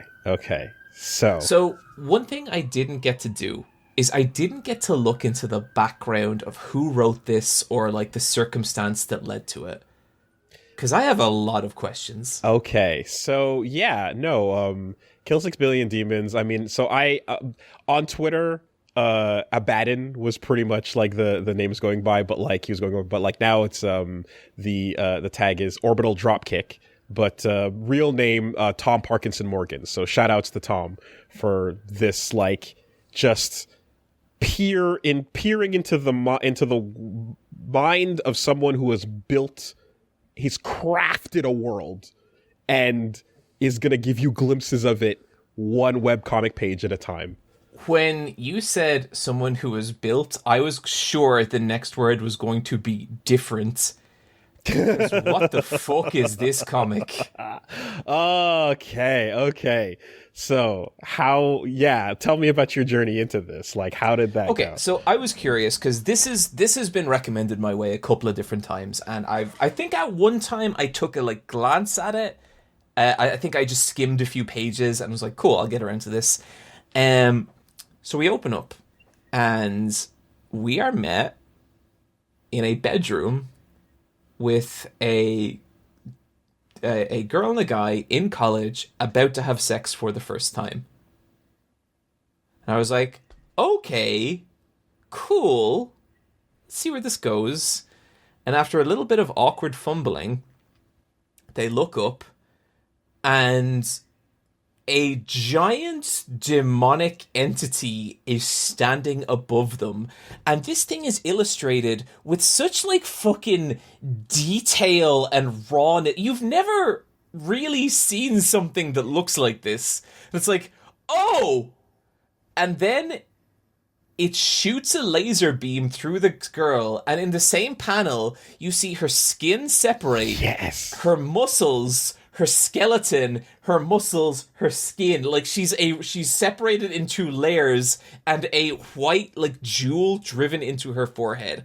And there's something about it, right? The artwork isn't I feel like when it comes to artwork, you can have this kind of sliding scale between stylized and realistic. Well, it's more like a triangle because you can have hyper rendered stylized stuff as well. Mm-hmm. But these drawings, they're very loose. They're very they're quite, for lack of a better term, cartoonish, right? Yes. And it lends itself really well to that bedroom moment of setup is where it's also extremely awkward, where yes. Allison is sweating, trying to not quite sure what to do, and that the art style being the way it is a perfect thing for the awkwardness of this character and how she fumbles her way through this world. And then when the spirit world opens up, when you see her inner soul getting touched with the Key of Kings, it's perfect. This is going to sound weird, but a lot of, especially the human characters in this, there's a real feeling that these are squishy bags of organs. You know what I mean? Yeah, meat. They're real, they're very pink and soft and kind of. So there's a line a character later on uses I can feel her meat vibrating, and it's that's Jesus. it's the little fleshy things bouncing around. Yeah. Mm-hmm. But then by contrast, when this demon thing shows up, it is this massive hulking creature encased in armor, and all you can fucking see is steel and weapons and claws, and it has a helmet over it, so you can't see its eyes, and it's it not only looks like demonic, it looks kind of alien. Like there's nearly a kind of like, oh, this is a thing from another world. Like this is using a different visual language than the humans here. Mm-hmm. And so what very quickly happens is that demon's head is ripped the fuck off by a, what I can only describe, tidal wave of other demons. Yeah. The Thorn Knights. And it's just, what is happening? And we get that shot of the flesh, the skeleton, the soul, the skeleton, and the flesh. Mm-hmm. Yeah, like unfolding a taco or a sandwich. You know, yeah. You just... and then Allison's naked soul is then transported to some other fucking realm, and this character is completely slam dunked into this like weird demonic, like ancient looking sci-fi world just full of all the fucking craziest demons you can think of. But the thing is, like, if you don't know what this comic looks like, me saying all this it's going to do nothing to actually let you know what the experience of this place is. Because like when I talked about this artist being like built different, I don't understand how someone does this. So words are a disservice to describing the depth of these settings and how much there is to look at on every character, every element of every piece in the background. When I talked about when we talked about Saga a little bit, I describe how much I'm in love with Saga as one of the coolest just world building pieces of media, just as a setting, you know? To me, like, this Kill 6 Billion Demons, in terms of just establishing a world, is unparalleled. It's the most incredible at putting fascinating things in the background and detailing exactly what that is, and then having massive scriptures dedicated to that thing that can just create as much or as little context as you want. And every time you go in for more detail, it's rad as shit.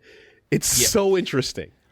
So it's interesting because, like, when we talked about Saga, I think one of the things I said about it is, like, it's quite... One thing to say about Saga and, like, the way it kind of constructs its world is it's, like... To me, Saga is these little pieces of this world and these little characters being, like... How would I put it? Tweezered in front of you. And it's all very careful and it's all very, like...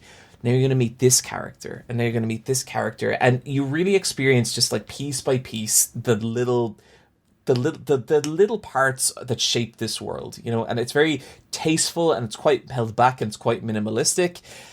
In Kill 6 Billion Demons, you are being shotgun blasted with the most visual information you can take in every fucking page. And the pages are just like, they are drenched in these just like fucking searing reds and oranges and golds. And it is like, to me, the idea of this like Allison character just being like pile driven into this world that makes absolutely no sense. I was right there with her. Yeah. I was like, what? And you're like, okay, wait, hang on. What is happening? Like, who are all the... Wait, is that that's the Gun Witch? What does the Gun Witch do? yeah. And it's like, the Gun Witch is gone. You're never going to see her again. It's done, you know? And it's like, ah! The world is vomiting itself at you every page. Yeah. So, like, one of my favorite pages that really just, like, genuinely took my breath away was... It's the first time Allison encounters a kind of, like, market in this world. And I swear to God, it is just... There's like 150 characters in it, and most of them have a completely unique design. Like, just so strange and baffling and unique. And, like, there's a lot of creatures where you're even like, okay, is that even its face? Or is it wearing a mask? Like, what part what of that? Yeah.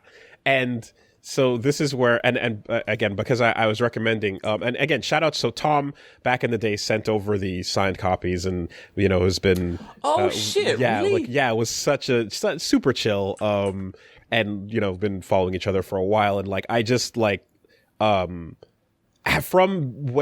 back then, kind of going through it again, in book form, you have these really cool passages you can read and stuff, but by reading it as a webcomic, you get that ability to alt text, highlight, see what the little thought was at the time. Sometimes it's in lore, sometimes it's just commentary, but then you can also scroll down for the underneath text as well. And in a lot of cases, the underneath text under the webcomic will be a page will be something related to or just in concordance with the events occurring in the page, and so there's times where there'll be a comment on this background character, and it'll be you're probably never going to see this cool person again. As you're describing that, I'm oh yeah, I remember the time where they're oh yeah, that monk, he's gone. Don't worry about it. Yo, forever. Yeah. Yeah. So what basically transpires is that Allison is just completely lost in this world. Just absolutely does not know what's happening. And that is when she encounters, I guess, an angel named White Chain. Can you hit the full name? You want me to hit the full name on that? Hit the full name. Go for it. 82 White Chain, born in emptiness, returns to subdue evil. Fucking Let's so go. awesome. So awesome. Oh, that type of just craft. Oh my, everything like that. When you're that character's name is a verse from the scriptures. Yeah, it is so. There's a kind of talent in being able to put words together that sound awesome, and it's a big thing in fighting games. I love when you get the translation of a fighting game, probably the most perfect one, instant hell murder. Yeah, you're right. Right. Mwah! Beautiful. But you're reading this and you're constantly coming across these phrases that are whoa, I can't remember. There was one sentence near the start in one of the indexes where it's kind of the god of infinite suicide, and it's what the fuck am I? Okay, cool. It's perfect divine God's perfect divine suicide. It's just that's it. Yeah. Oh man, what does that mean? Yeah. But so basically, you are being White Chain is this sentinel-like character that starts guiding Allison through this world, and this is all happening Allison's been there an hour. And they basically encounter the manifestation of God, and it is I'm very interested by how artists depict God, because how the fuck do you do that? And this is the most sick, intense, fucking crazy depiction of God I think I've ever seen. So I'm gonna link you. Yeah, it's so every time there's a moment where basically that's the one, right? So every time there's a moment where Allison is what is happening, right? And it's there's no time. And it's okay, fine. There's a bit of time. Let me give you a little bit of it. And so White Chain starts to explain a little bit about where they are and what's going on. And this is just, again, in the opening pages of this story, right? You, the explanation of where they are, the throne is the city, the red city, the throne of God that has been evacuated. Glory to the divine corpse, right? And and I think even that description, it's God has self-divided into two other gods, which battled for 7 days and then fucked for 7 hours. They fought for warred for 7 years. And then made love for 7 hours. Yeah. Okay. Yes. And then birthed a sub-race of god creatures that then I am getting some of this wrong. It's okay. There's a lot. There's so a lot, okay?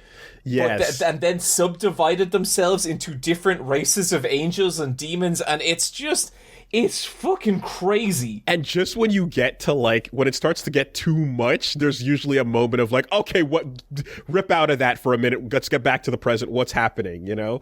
But these little, like, one-page thing of breaking down, it's that page you're showing of Yisun, you know, the god that split itself and then had this whole thing. And the description of, like, its moment of birth and death simultaneous and infinite is one that, can be summed up as, imagine having infinite stories to tell and no one to tell them to, right? Mm-hmm. And God was brought into existence, had all of this simultaneous insanity, like the full understanding of all perfect creation, like in one moment, committed suicide and left the throne vacant, you know?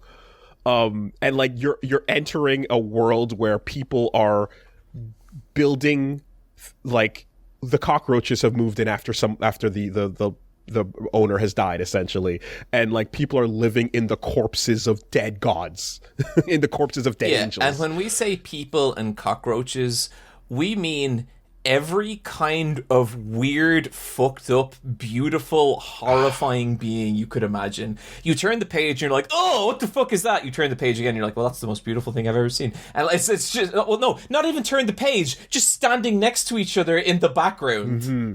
Did you see the look at how, for example, we're talking about White Chain, the angel that's just kind of guiding Alice.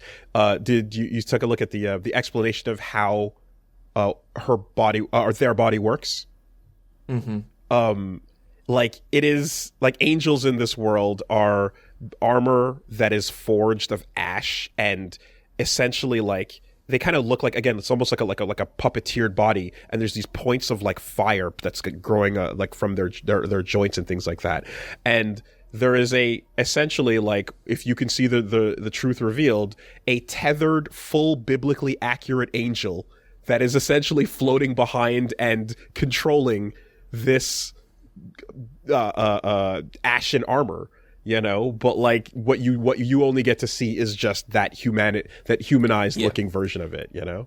And particularly with those ethereal angel designs, I really have a lot of respect for artists that are able to draw horror, because I think horror is like a really specific visual language that actually works counterintuitively to a lot of other art, you know? And I think it's really incredible when you can find an artist who can draw horrifying things in beautiful ways. And I think a lot of the designs for those ethereal angel bodies, because they all look completely different, they're stunning, like, they're gorgeous. They're also really fucked up. Yes. And it's like, oh, this thing just has eyes everywhere you shouldn't have eyes. I would say that all these holy and like just horrifying, like, designs are they're like fusions of, again, the awkward art style we described earlier, but with, like, again, biblically accurate angels and the creepiness of that, but also Buddhist Gandharan art styles fused together, just multi-faith, like literally a planet Earth, like every possible different religion and history has an art style that is pulled into what we get to see here when this all comes together, you know? It's such a fusion. There's a feeling of just everything clashing violently into each other with the world, and the characters and designs. That starts to become literal, because as soon as, like, everything realizes that Allison basically has this, it has, like, genuine interesting plot ramifications, but I'm going to say this, like, MacGuffin planted in her in her forehead, everything just starts to go nuts, and everything just starts to battle and fight around her trying to get this. And a second angel shows up with just one of the fucking coolest designs, and starts to battle White Shade, and 23 Liminal Blossom. Yep. What's it called? Liminal Blossom. Liminal Blossom. You see what I'm saying about that fighting game thing? Where it's like I want a super combo called Liminal Blossom. It's names and words are so important in this setting, and everything is so deliberate. You know, there are things. Well, I mean, I even want to get to with that, but the second book is called Wielder of Names, and when you learn about the power of names, it becomes such a massive piece of this, because the first part of the book describes how the empty seat of God that committed suicide, someone came along one day that just wanted to meet God, and through their science and arts and magics, they found their way to where they calculated God should be. But the throne was vacant, and instead they found themselves inheriting all of creation. Just like that, you know? And part of the key to that is learning the true name of God, you know? So these things with names being so sick is a very deliberate thing that comes back in some of the sutras that you read about as well, you know? Definitely. We then encounter my favorite character, Sio, the devil. Sio! Yeah. Oh, she's so fucking cool. What a fun little goofball. Yeah, so basically, Sio is this little blue devil who they encounter, and Allison's whole character at this point is I don't know what the fuck is happening. Jesus Christ, she is just the living embodiment of panic and anxiety. Yes. White Chain is this ritualistic, sentinel-like creature who is here for a specific higher purpose and is working for working for this whole heavenly organization. And then you have Sio, who's just I just gotta get mine. I just gotta get paid, okay? You know, big goofy glasses, you know. Yeah. Really, really cute design. More shit goes down, and Allison ends up getting transported back to the real world after all this has happened. Something that goes down right before that just hit so again, the devil's in the details, and every time you just get a little bit of something. There's a moment where they establish early that angels can't lie, you know? And so when an angel says something, you must believe it, you know? And then White Chain basically says, I'm going to I'm going to exaggerate a little bit. Just go along with it. And is forced to, in dealing with a large, powerful demon, tell a lie, you know? And the moment it happens, a crack occurs and one eye opens and tears of fire start coming down, you know? And it's this moment of oh fuck, that had a consequence, right? You're not angels can't lie. That's the rule. That's why everyone takes them at their word. But then in the scriptures that come alongside, there's a little description about how, yes, angels cannot lie. However, God or the Yisun lied 4 times. So, you know, who knows maybe there's something to that number and the fact that one caused that moment to occur, you know? But it's they kind of give you a little bit of a 4 lies were told by Yisun, and Yisun was everything.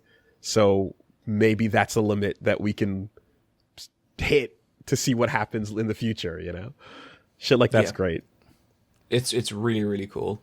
I would really stress, to anyone who's listening to us talk about it, if you're just listening to the podcast, just Google what this thing looks like on your phone. Because, I feel from the way we're describing it, it sounds like something... It sounds like... if I was listening to this, I'd see a very kind of realistic, rigidly drawn comic. It is not that at all.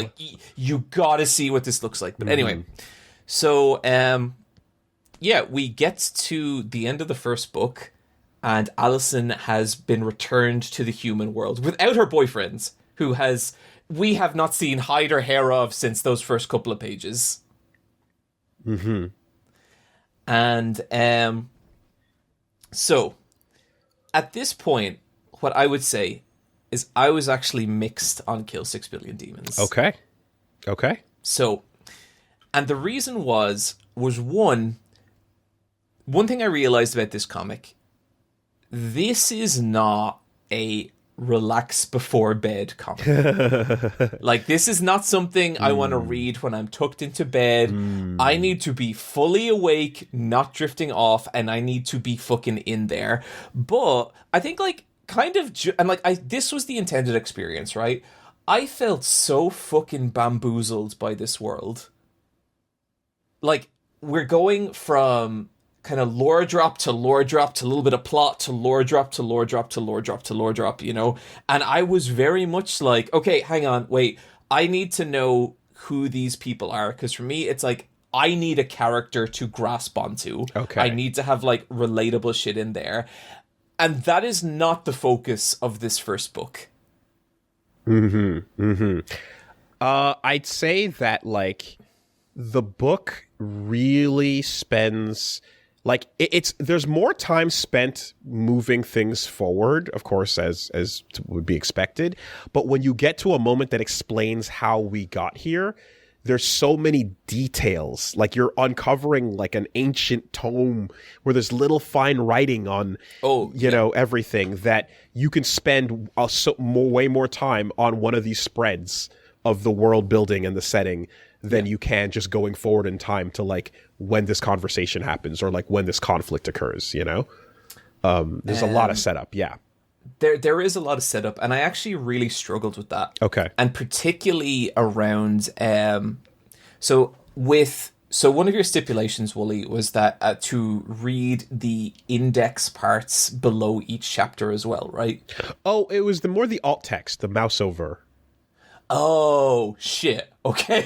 Well, I read them too. Oh, okay. But, the index stuff is cool. It adds if you'd like, but it's also some of it is a lot, admittedly. But it's all rad. This is where context, I kind of ran into a problem with it, because it was like, what I found was that, okay, if I was back in the day and I was reading this page by page, I'd read the page, I'd think about it, and then I'd read the text below it, and I'd be like, oh, cool, okay, I see what's going on here. But as a first-time reader in 2024, I found what was happening was that I'd be just kind of getting into it, and there'd be, like, you know, a few lines of information down the bottom of the page, like, okay, I'll give these a read, and then I go on to the next page, and I'd be getting into it, and then I have, like, 8 paragraphs of Fable of Yisun. Okay. And that actually really pulled me out of it a lot of the time. Okay, I see. Yes, I understand. So what I ended up doing, and I'm glad that this wasn't set, I ended up just, like, actually being like, okay, you know what? I'm just not going to read this index text because I just want to experience this absolutely. world. Mm-hmm. And once I started that, I started enjoying it a lot more. And by the end of book 1, I was like, okay, this is cool. I'm having a good time. I think there was a sense for me that I was appreciating it more than I was enjoying it. And a part of that for me is, like, I care about world building, but what I really care is characters. Like, I think for me to be into a piece of media, I need to fall in love with at least one character. And I'm not sure the first book got me there, but that's also not necessarily what I think the first book is trying to do. The first book is trying to build this world. And I give a shit about that, but only after I love a character. You know what I mean? Understood. Fortunately, I did not stop at the first book. Okay.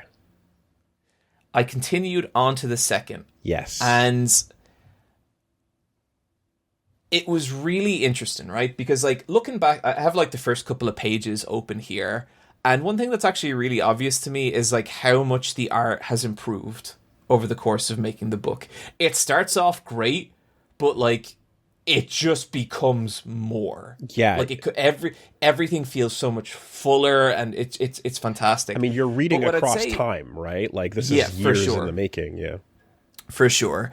But I also found, and I don't want to say that the character writing improved, I think it just might become much more of a focus, in that by the end of book 2, I actually had a much stronger sense for who, like, because Allison in the first book, she is a walking panic attack. Yeah, yes. She is just, like, okay, like, she's just freaking out the whole time. And I get that she's, like, a viewer surrogate, like, for this world, or reader surrogate, but for me, I always hate reader surrogates. I always just feel like I don't fucking need this. I just be a character and I will relate through you. I don't need you to be my like avatar in this world. Yes. And I think from page 1 of book 2, you really start to get the sense that Allison is kind of this person where like it's a really like they pull off like a really interesting execution with her where she is just a normal college girl,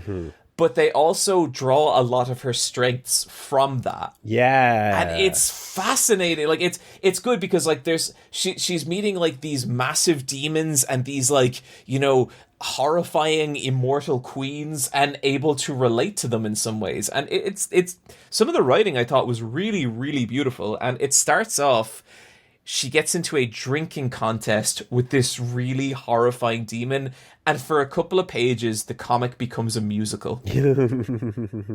Yep. You get so yeah, I guess some spoilers for going past book 1 here, but that's what I was hoping you would say, because I'm like, book 2 really does a lot to establish, not just so the world has been established and now we can focus on Allison, and you get a lot more about why she's a compelling character to follow. Book 1 kind of ends with her making up her mind, like, God damn it, I gotta go back, right? Like, yeah. And so she kind of makes up her mind to do that. And like with that decision, you know, comes the like, fuck it, I need a drink, right? And then fuck it, we're gonna like, yeah, you're gonna have this drinking game. And obviously the punchline to that entire drinking battle, right, is just like you're basically like, as the musical is unfolding, there's a whole you're learning through the music. So okay, I love world building. We're gonna hear that a lot, because those things, as alongside a character that I care about, are just like, I feel like I sink my teeth into these things and I love thinking about them. I totally, I have seen that in you for a long time. I'm definitely reading this, I was thinking of you being like, this is so Woolie shit. Yeah, so when I see in the middle of the drinking game, they're talking about revealing the ranking of the demons, and then you see... Oh, that was so good! Yeah, I was going to bring that up. Yes. So basically, during this musical drinking game, they're still world building, and they explain how the demons, all the like demons and devils have like a rank, and it goes from like blue to red to green to gold to a kind of umber crimson kind of color. Black, yeah. Yeah, and so you can look at a demon and you can tell how powerful it is from what color it is. And like, demons can go up through the ranks and they can also fall back down through the ranks. And just like their and each level as well adds, there's more, like the more names you have, the more like depowered you are. And so there's a whole like mythos to the demons trying to find their true names. And that's what that part of the song is about, you know? And I think whatever it was about this musical number, this was the first time that I think the comic really gripped me. Nice. Okay. And I was like, oh, okay, I'm proper feeling this now. So all of a sudden, like, I have a lot more like appreciation for Allison, and like, they're still doing the stranger in a strange land kind of thing, but I feel like her character is coming through much stronger. But then we get back to White Chain. I was just going to say that, like, in terms of establishing Allison, it's like, while we're learning about all that stuff about the demons, and this demon that she's drinking with is going through, you know, those changes and such, it's like, what is she bringing to the table? Well, quite frankly, you can't outdrink a sorority sister. Like, yeah, that's and it. like, so the whole musical number swells into this final line. I don't think I have it here, but yeah, just basically, I'm a sorority sister, motherfucker. You can't outdrink me. Yeah, and it's like, that's class. That's it. You know. But then like, White Chain all of a sudden.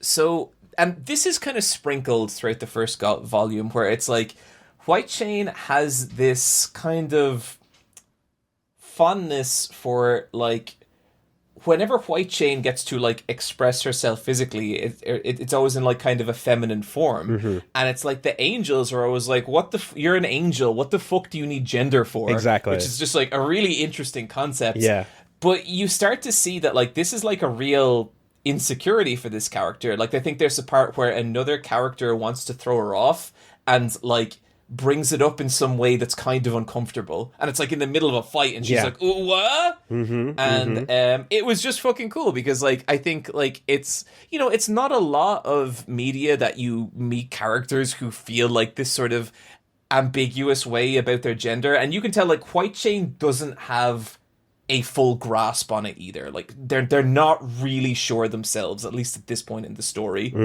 and it just added this real vulnerability to what is otherwise this ultra fucking cool angel murder machine. Yes. And it's something that, again, like, as angels or these all otherworldly beings, they're almost just like, what? It's just like, yeah, no, it's what I'm doing anyway, you know, like it's handled really nicely there when talking to Michael, you know, and such. Yeah. I don't want to go too in detail about like the plot of book 2 because, you know, I think this is all free. Kill 6 billion demons, Google it. But like there's some really beautiful moments to it, and like what unfolds is kind of like Allison finds herself in the company. You find out that basically there are 7 kings that rule this realm, and what's happened is that one of them is getting way more powerful than the others, and it's basically this kind of Cold War deterrent situation between the 6 other kings that keeps this one king in check. And Allison's presence in this world it puts all that into chaos. And so it means that like Allison, wherever she goes, the world is fucking exploding around her, and she finds herself in the company of one of these kings, and just from the moment you meet this king, it's like a queen, but they call her a king. This person basically insults her, and she looks at him, and he just blooms into a tree of organs, and it's so beautiful and horrifying and just awful. And she's this really terrifying character.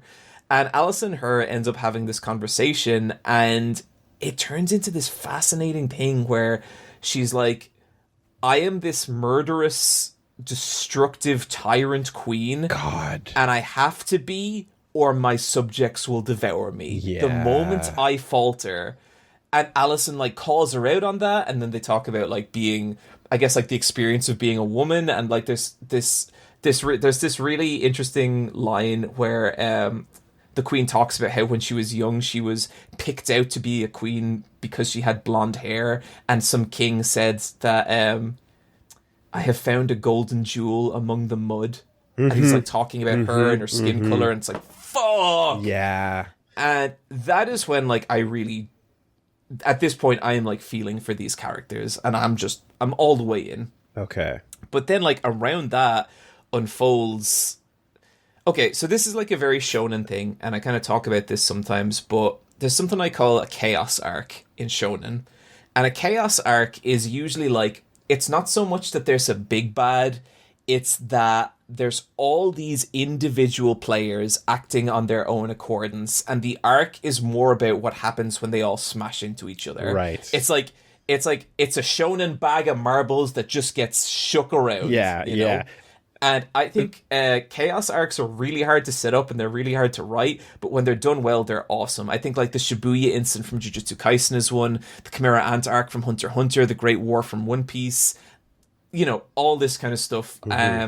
There basically unfolds a mini chaos arc in the palace of this queen. Yeah. And it is pure fucking insanity. Like, there's an element to it where, the Battle of Hell 71. Yeah, you have a battle that's because Allison brings this chaos everywhere because there was before she showed up with again the MacGuffin in the head.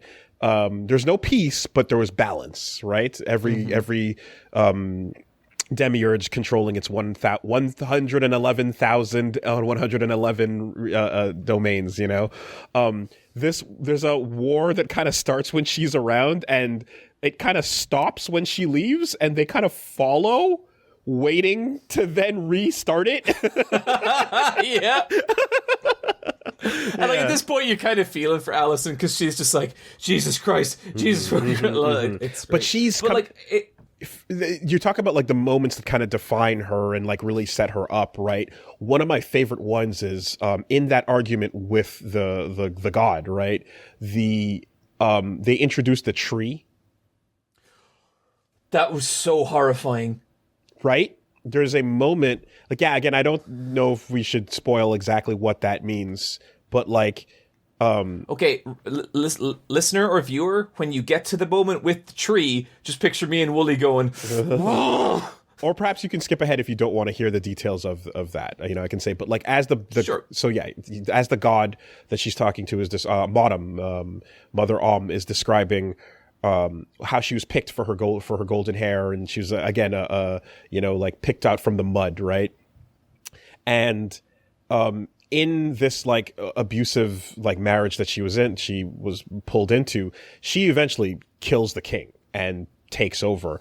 But 3 days later, like she kind of is describing how this king has been just devouring brides this whole time while alive, and in death he asks for more brides and grows into this tree that gives peaches of eternal life. And you've heard about the peaches of eternal life before. They've come up a little bit in the previous setting of the story and such. And here you're seeing how they grow. And there's a like face in the tree that is where this king's body has grown.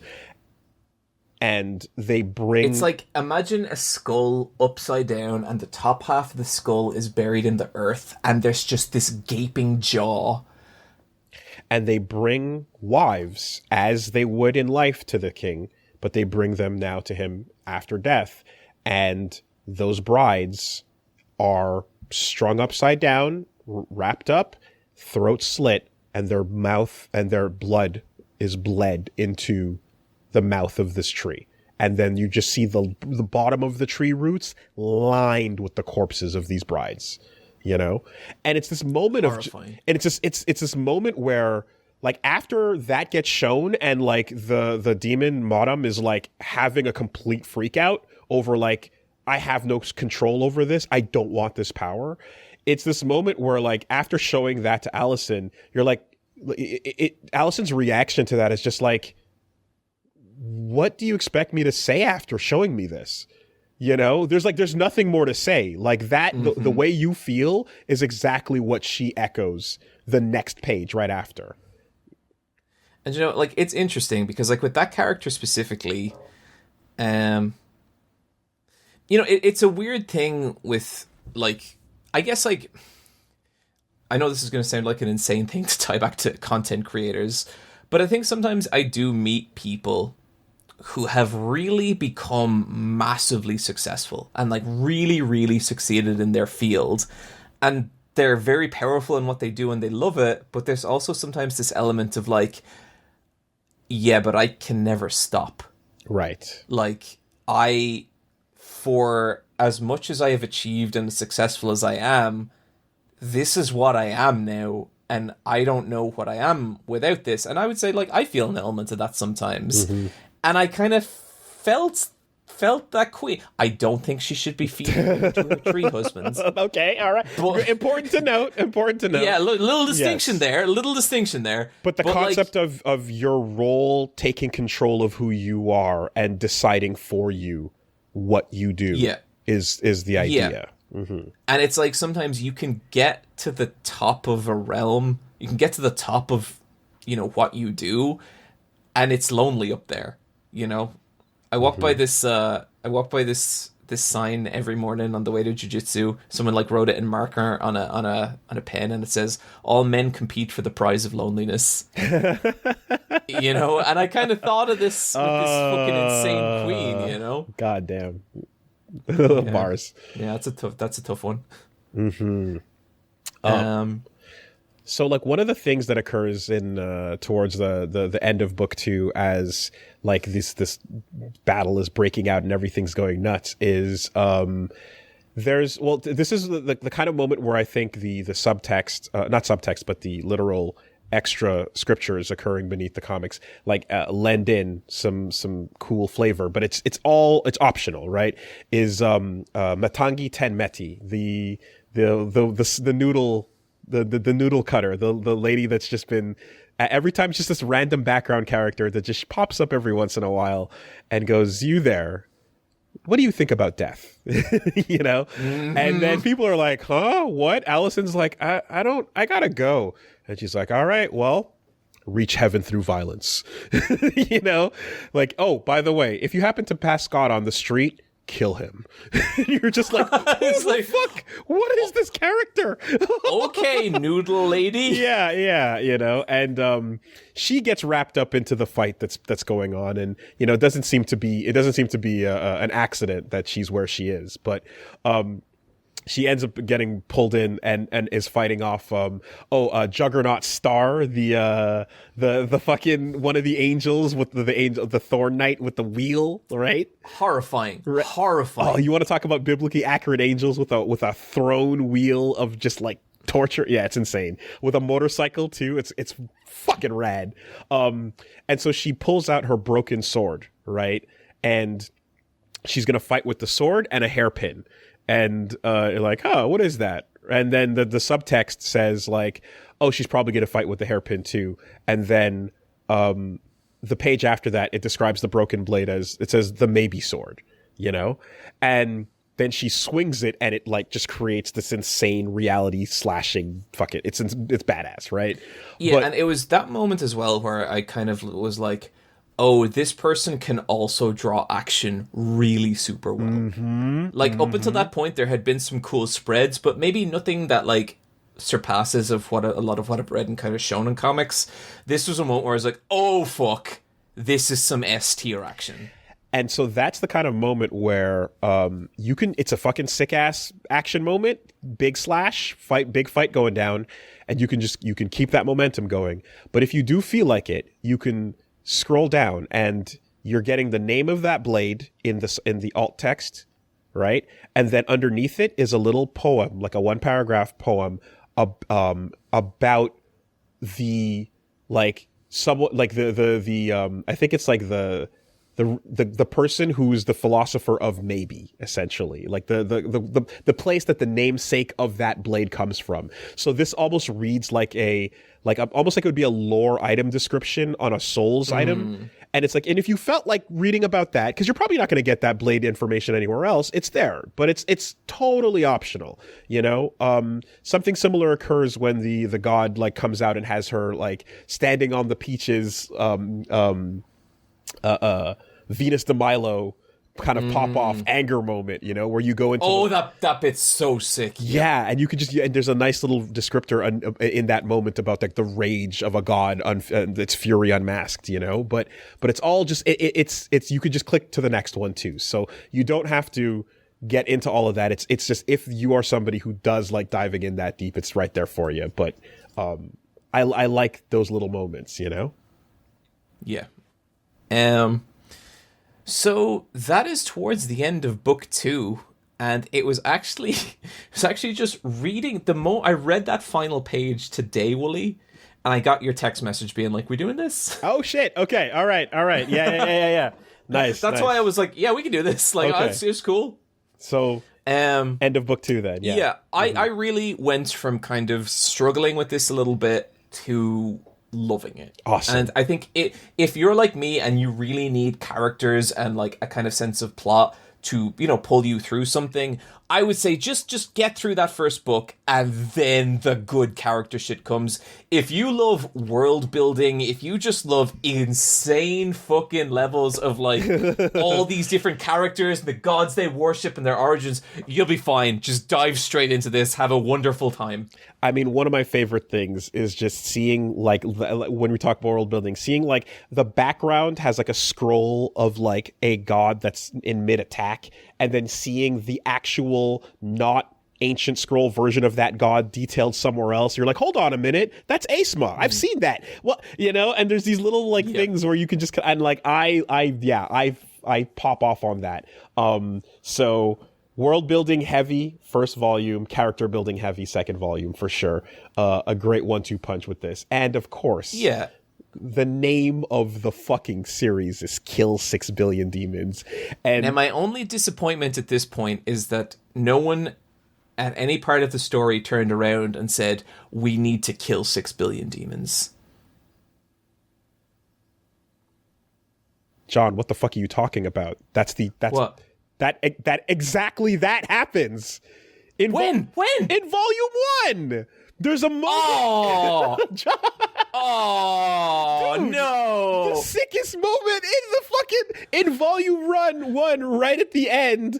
She goes back to the spirit realm and she sees the being who showed up in the first page that puts the thing in her head, and she's right there, and he's sitting next to her, and she goes, "What the fuck is going on?" And he reveals himself to her and goes, "You need to kill 6 billion demons." And it's a humongous fucking moment. And then right the page after that, they're talking about like the one that's destined to come, and the horror and the terror they will unfold, and the name shall be, don't wear it out, Kill 6 billion demons. It's literally the stinger on the yeah. Oh, god damn it. I don't know what the fuck happened there. Yeah. That moment. Now, moment does occur, you know? Also. Okay. There's only criticism withdrawn. There's an alt text moment, too, where after Allison does something really cool, the text is 1 out of 6 billion.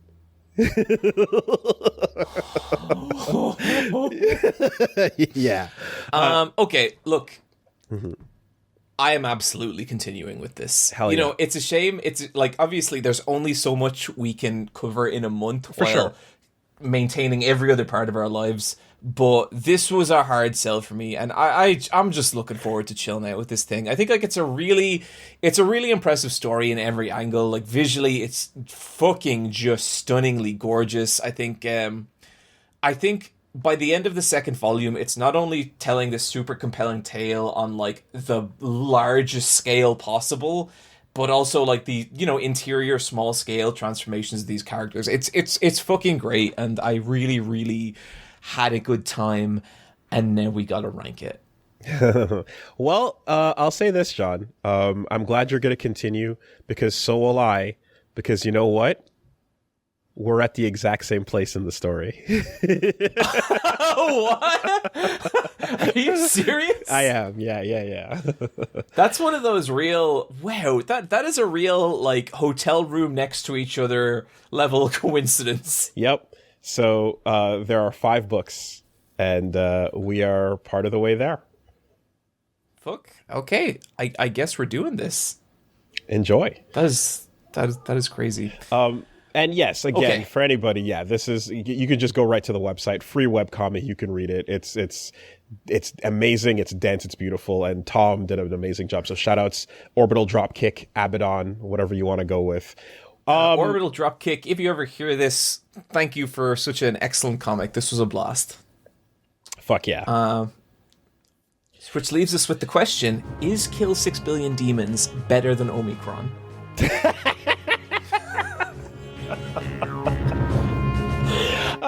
Shit, damn, wow. Yeah, you know what? Is the experience of absorbing this beautiful artwork, this incredible world, these beloved characters, better than cooking an interdimensional cop's wife?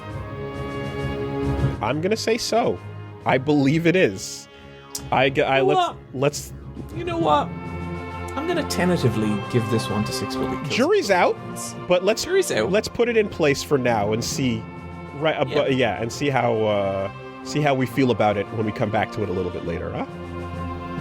Is Kill 6 Billion Demons better than missing a fighting game tournament? I'm gonna say yes. Yes, it is. I absolutely would agree it is. Is Kill 6 Billion Demons better than Fear and Hunger?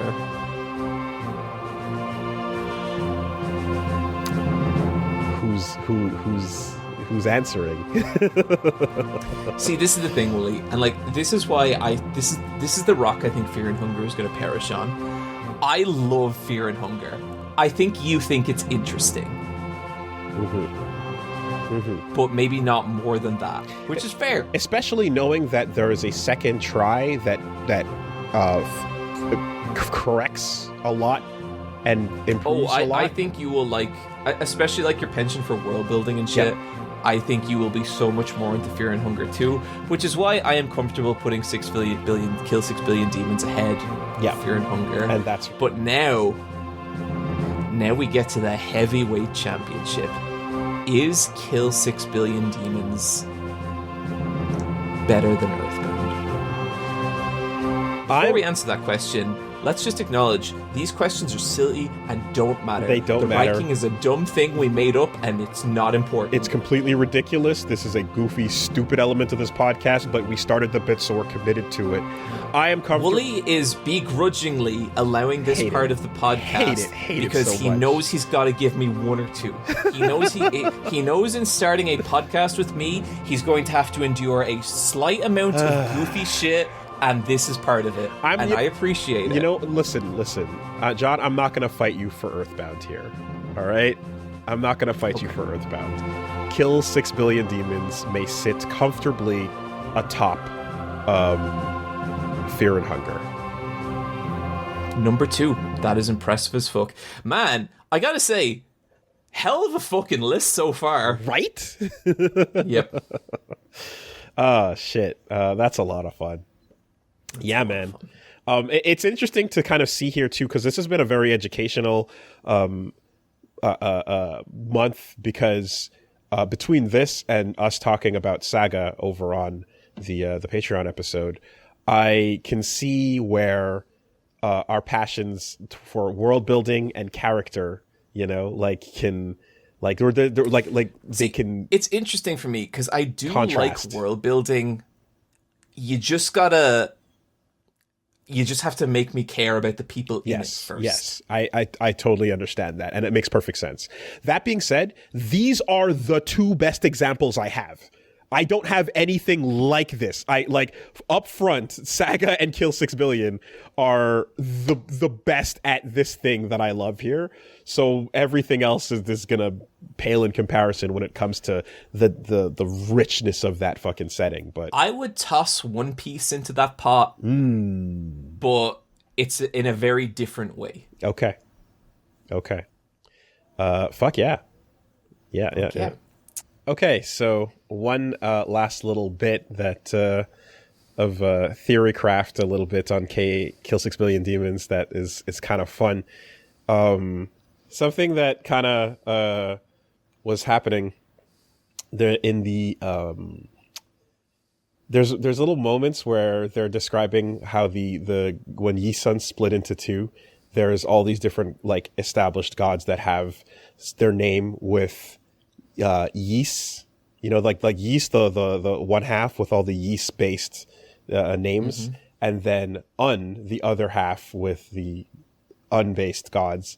And there's a point where a bunch of characters in this story are referring to the main character as Alice, and then they get corrected to say by White Chain, who says it's Allison.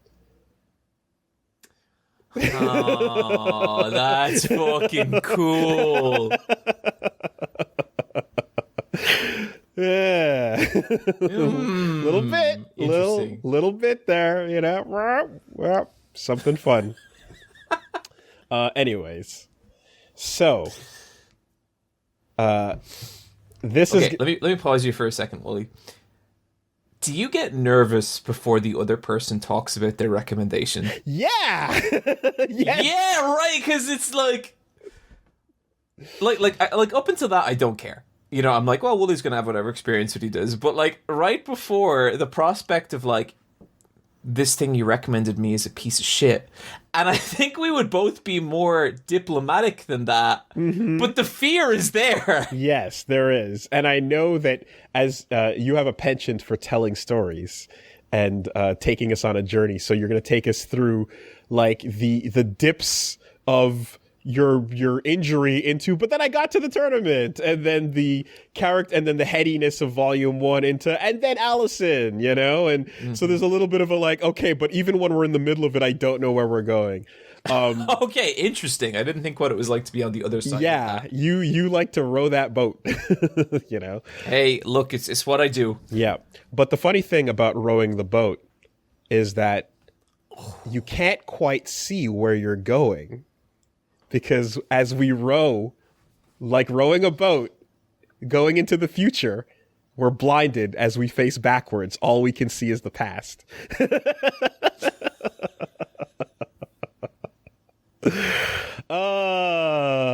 Damn. Vinland Saga. Yes. John, this is an excellent recommendation. Thank you. That was hot. That was hot. I want to ask how far you got, but also feel free to just take me on this journey. I mean, I can really, I can cut to the chase on it.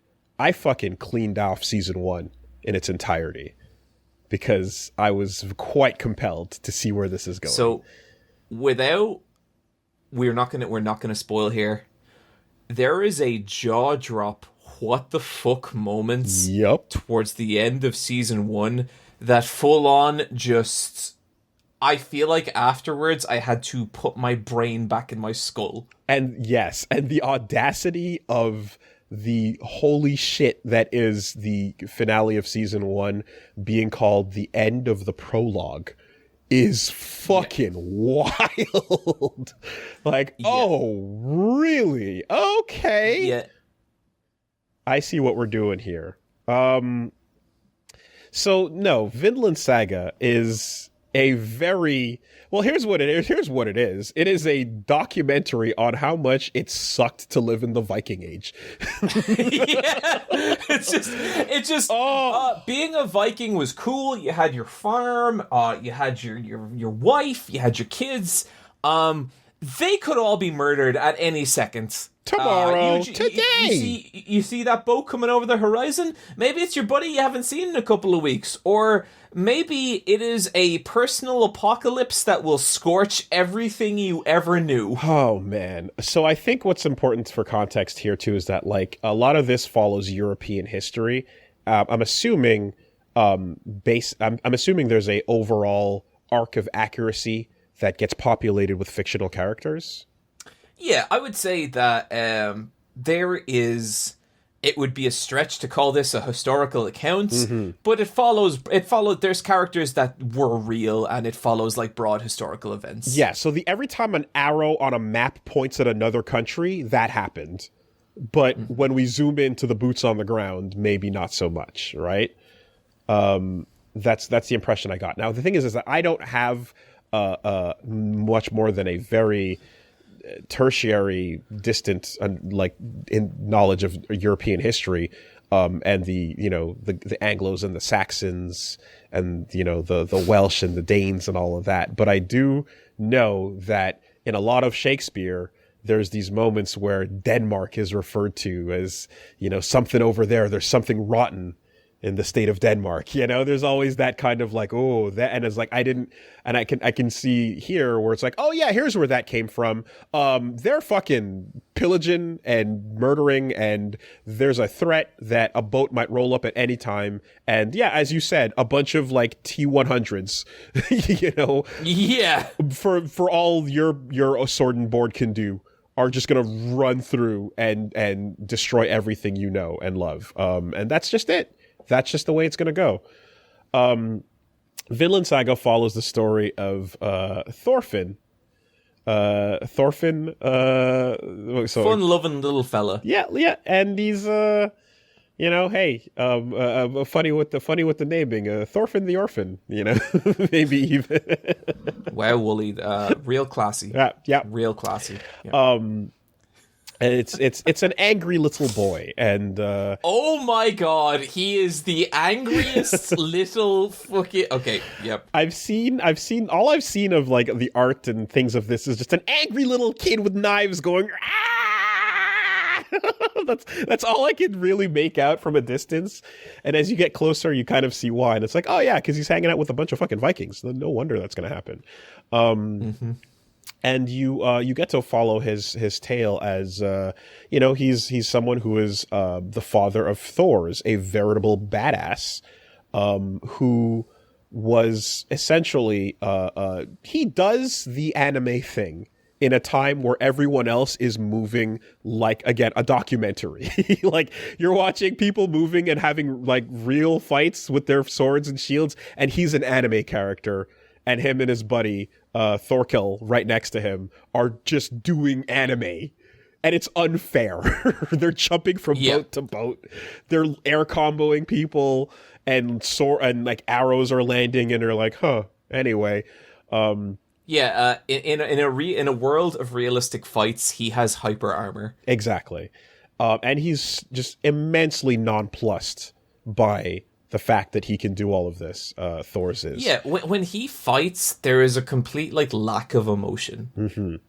And what's really interesting is in the first scene when he kind of has a moment where he falls into the water, he kind of skirmishes with this dude underwater and finishes him off. And then he just kind of looks at his weapons and just lets them go. Like, I immediately understood what I was looking at. Like, I'm like, I know we're just starting the story, but I completely got what that moment was. It like, whatever it was about the way it conveyed it, I was like, oh, he's done. He didn't say anything, but it was just I'm out. This is, you know, and he just swims away and just gets away from this, you know, naval battle that's occurring. And, you know, we kind of eventually, we find out that he deserts his Viking post as one of the Jobs Vikings, and he creates a family and goes off to live in peace in Iceland, you know, away from the face of war. But war is going to find its way to you, you know, in a time when the English are being invaded by, you know, the Danes, and when every other territory is starting to establish, like, borders are shifting constantly, treaties are being formed and broken. So yeah, the fact that this guy was that Thor's was the best ever at his job was kind of the only saving grace that kind of allowed him to desert and not be killed for leaving. In a way, they kind of, there's a little bit of a like, okay, we kind of know what you're up to, but eventually it catches up, you know, and he gets pulled back in, and he pretty much is done all of this while his little boy Thorfinn does not know about his past or where all this is coming from and what's going on. In the background of this, there is an establishing setup where they're being taught about the world of Vinland, the magical land across the ocean, and it's heaven. You know, it's a place of beauty and peace. The war is so far away from it. There's no slaves. There's nothing to worry about, and you have to see it with your own eyes. And if we can just make it to Vinland, it'll all be okay. Which is funny as a Canadian over here, where we're like, when I first heard about this story, it's like, yeah, it's about. Remember that time when Vikings landed in Newfoundland, which is to the northeast of Quebec, and I'm like, yeah, you mean that time when the Vikings landed up there? Yeah, what about that? And it's like, oh yeah, this is an anime about that. Well, okay, interesting. I did not know that was the specific area. Yeah. So that's historically the shore they landed on is one province over from where I am, you know? And it's just funny to kind of see it as like, yeah, the magical place, you know? And it's like, yeah, they got some pretty good fish dishes. They got Jig's dinner. It's all right. You know, like it's Newfoundland. Well, you know, we make fun of them a little bit. I got family up there. But yeah, the that's what's they're being told. And, you know, through various means, we kind of then are following the setup of Thor's gets pulled back into war, but at the same time the dominoes are falling into place where he's essentially set up to be betrayed, and he is someone who is a pacifist in a time where pacifism is insanity, in a time right in a time when to even have that moment of like, fuck this sword and shit and board is not only is it like insane to just like, what about your family? What about protecting the things you love? But it's like, also, you want to walk around with a sword and shield just in case someone kills you randomly so that you'll go to fucking Valhalla, right? Because the Valkyries are searching and you never know when they're going to come find you. So you should walk around with this the way a Christian walks with a crucifix in case you're ever caught off guard, because fighting rules and we want to be chosen, you know? But Thor's is over it. He's just over it. And, you know, he makes the proclamation. I have no enemies. You don't, what even is an enemy? What is the idea of someone that you have to kill? Do you remember the words I spoke to you last podcast? I sure do. And they resonated, especially once he said them, followed by a true warrior needs no sword, you know? And that is the attitude I took with you last episode. I'm like a really like good person. I don't know if that's coming through or not. Like really just, you know. Yeah. Just magnanimous, truly. Mm-hmm. Just a hard cut to me screaming with your blood in the air. Danica! The end of that intro. oh! Can we talk about that intro? Hell yeah! That has been on my running playlist for a while, and whenever it comes on, I pick up the pace. No, in trying to get as far as I could, I definitely was not able to watch it every time, but that's one of those ones where every time I sit down to do a session, I'm gonna do it for sure. Real sick. And then the second intro as well, right? Both OPs. I'm glad that like I hit that 13 or so episode, that halfway point, where you get to the second OP and you get to see the rowboat analogy, you know? Just fucking really awesome with that. So yeah, the setup is essentially such that like he's the idea of the true warrior needs no sword. Hey, you know, remember that up and comer? In a way, that little, you know, scrunko working his hardest. Well, that little kid at the start of his journey. Yeah, he had a couple fun ideas, and one of those ideas was similar to the idea of a true warrior needs no sword. You know, the some of Vagabond touches on some of the philosophy of Thor's here a little bit, which is well, it's interesting to experience a series that, you know. God bless Little Inoue, like that actually does it proper. Yeah, you know, he tried to get those ideas across, but you know, for whatever it's worth, I mean, Vinland Saga actually really gets it there to the finish line, you know. So I saw the clip of us talking about this doing the rounds on TikTok. God bless the people in those comments who are like, guys, it's a bit. They love it.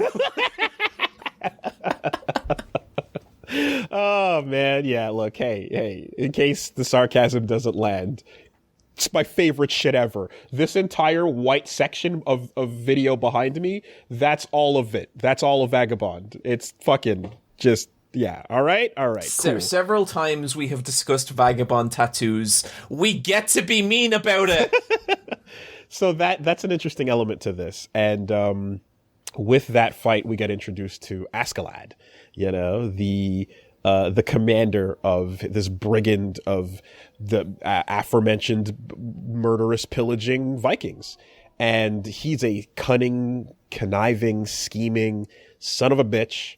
And, but in this, as he's the one who's essentially carrying out this betrayal to kill Thor's, he's someone who sees and is taken aback by like the nobility of this man, the majesty and the audacity of that kind of philosophy, where by the end he clearly so single-handedly wins on all accounts against the entire battalion that he fights, but he does so unarmed, and he does so without killing anybody, and he does so in a way that like supports his philosophy of like not wanting to kill anymore.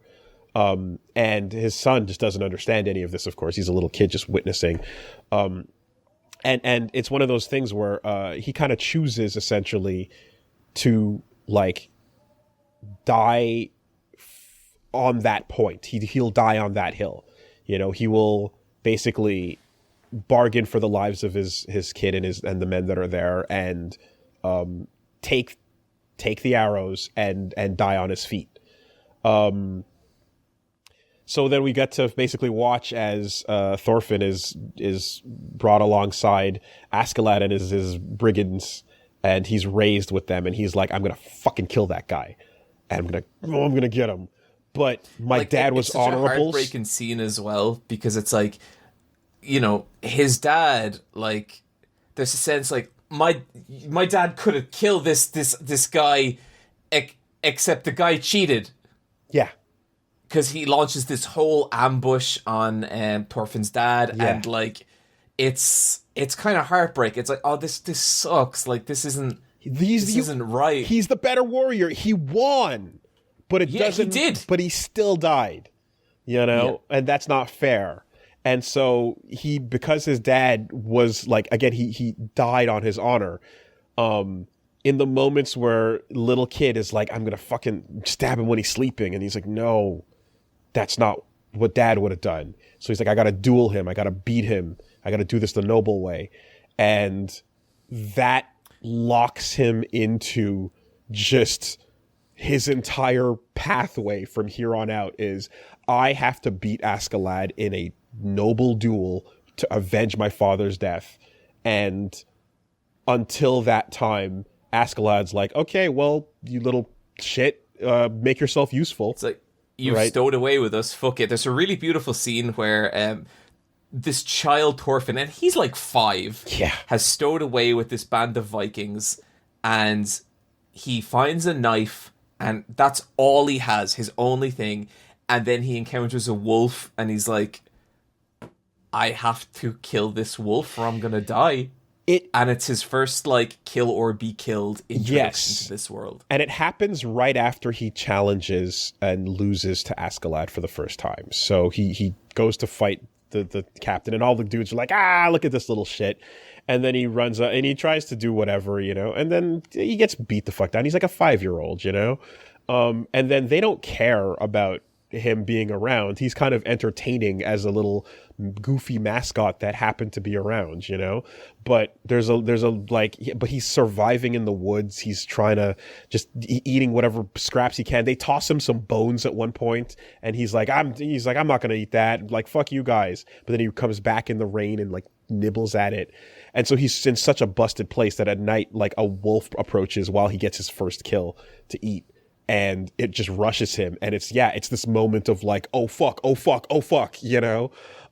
he gets it. He kills the wolf, and it's like that first blood. That I'm sorry, it was you or me, but this is what I'm doing, and and he kind of just goes on to just be this little stowaway, shit kid, but that everyone kind of kicks around. But he's also like they have his dad's boat, and he's attached to that, and he has that little dagger, and he's got to kill him, and he's going to stay alive out of sheer just fucking hatred.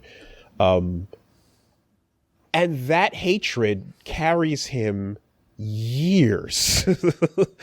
And he becomes this little seething ball of malice. He never smiles, he never speaks, his eyes are constantly just narrowed and furious. To the concept of going back to the family that remained at home is gone entirely, because he just needs to get his revenge, and he needs to he needs to fucking kill this guy, and he's getting hardened over the course of rolling with these Vikings, being put to use on the battlefield as a spy. There's a very important moment where he's grown up a bit more. He's still he's maybe I guess 11 or so, and they're invading English territory, and he kind of is caught by this English mother and daughter. And because he's such a little kid that's just down on his luck and dirty, they kind of bathe him and wash him and comb his hair, and they help him, and he doesn't speak their language, but they're like, oh, he's a kid, and he forms a connection with them, but he knows that he's there to go light one of these houses on fire as a signal to the Vikings. And he kind of has this conflict of he tries to warn them. He has that moment of what life am I choosing? What am I about here? And he chooses to ultimately go and burn it, give the Vikings the signal. They come through and they just start murdering. And he watches as the people who did nothing but care for him and show him love just get taken and swept up. And it's important, I think, in that moment when he makes that decision, that you also keep in mind here. And this is something that I'm really I'm glad they keep coming back to this point. Vikings, especially the men that Askeladd and he himself are working with, these are bad people. These are not good people. These are not, yay, let's cheer for them. Just because we spend a lot of time meeting the two brothers and we're hanging out with them and they've got their little antics, oh, look at them, and we're laughing and we're having a good time. These are fucking horrendous piece of shit murderers. And yeah, and it's for these people, morality doesn't exist. It doesn't exist. It's not that they're being evil. Evil isn't on their radar. This is life. This is how we survive, and we do not feel anything remotely resembling empathy because it's kill or be killed, and I care about my family, and if you come for me, that's when I feel things. But if I'm coming for you, that's my way of life. But within that, you still have this framework, and they get attacked, they do the attacking, they're positioning, they're trying to play political favor to work their way through, and Askeladd is building his way up this entire time. But you hit these cornerstones of you say morality doesn't play a role in it, but I would argue that there are times where it does, and these are meant to say something about the characters, right? If you're not going to judge them for them, because there's a feeling of enemy combatants versus enemy combatants. They're fighting each other. It's war. That's all happening, right? They're pillaging, yada yada. And then there's even the aspects of now they're going into the villages, and then they're burning down, and you're seeing these things, these moments of hey, this innocent family that took you in, they're now victims because they trusted you. Fuck, right? That kind of is whatever you feel about what they're doing, when you get to that village in the winter, there's no ambiguity left. There is a decision that Askeladd makes where he is going to divert his men that are marching towards a path where they can go and bunker down for the harsh winter, and they're low on resources, so they're going to do what Vikings do. So they just roll through, and we follow this Christian family that's they got their kids and all there, and they've got this one girl who's she's haunted by the fact that she has notions. Right? She stole a little ring from a market, and she feels so horrible about it because she's going to hell. and her family is not. And she can't let it go because she's like, but it's so pretty though. What did I do? And she's just going through that, you know? And, the Vikings roll through that town. They take all the food. They what's the word? They garrison, they commandeer into the houses, and this is where we're going to stay now. This is what's going on.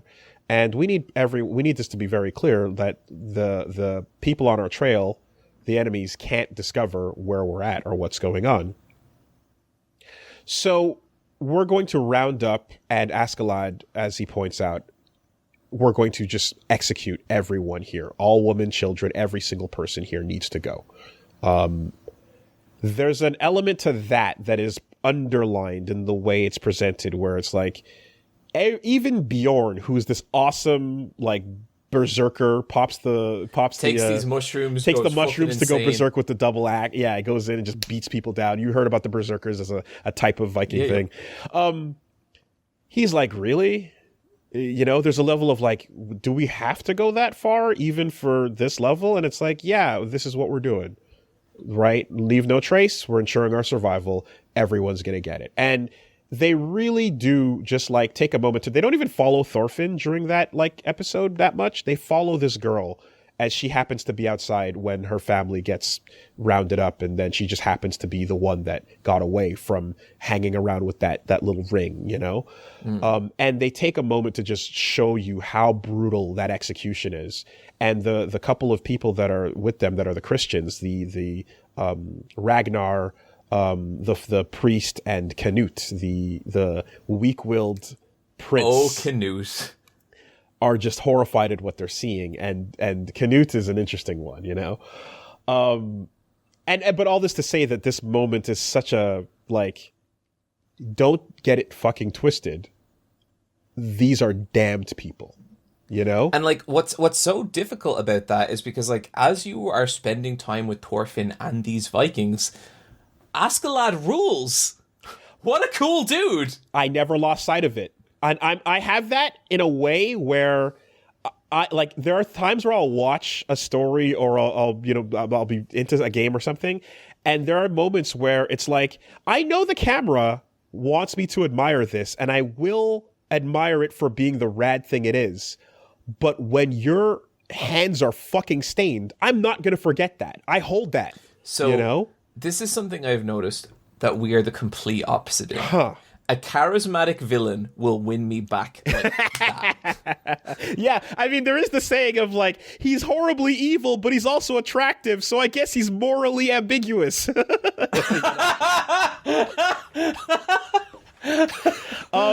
Yes. I can underline, I can there, hey, you see that right behind me? You see this dude? You see this sign right here? And the blue guy right next to it? Right over there? Right over there? That guy's name's Virgil. And he's Dante's brother in Devil May Cry. And he's one of my favorite fictional characters of all time. And he's rad as shit. And anyone who's known or listened to anything I've had to say over the last decade or so has probably heard me reference him too many times to the point that you're sick of it. I love me some Virgil.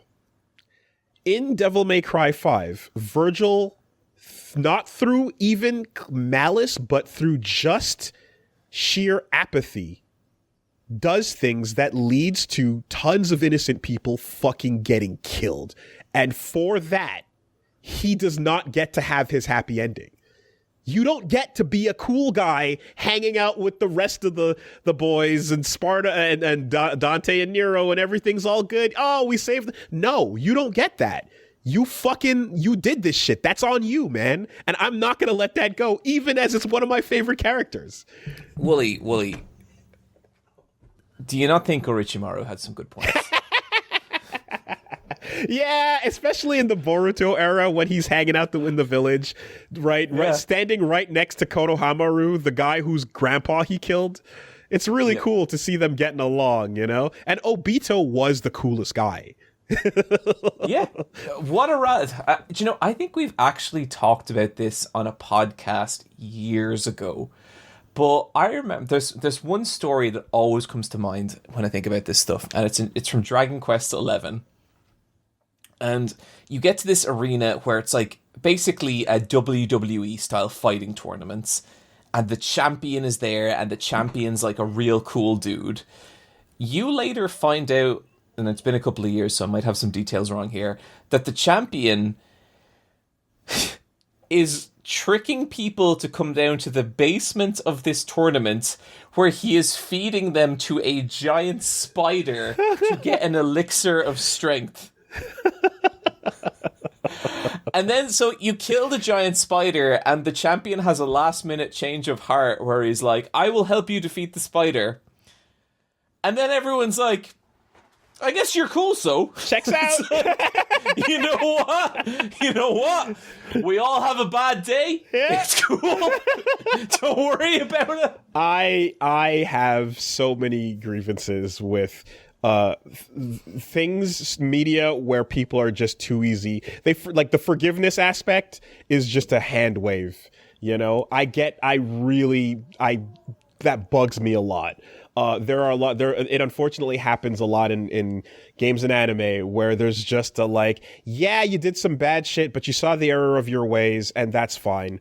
You know, but like there's a little bit of there's a moment in Mass Effect where, you know, it's like a quote from that, just like, yeah, but can we ask the ghosts of 1 trillion dead souls how they feel about this, you know, about this situation? Like, I don't think you get to just be like, yeah, it's fine, he feels bad about it, you know. That's not always it. I really want there to be a piece of media that exists which is like just this big epic tale of good and evil that just spans millennia and ends with the hero and villain both just being like, what are you gonna do? What are you gonna do?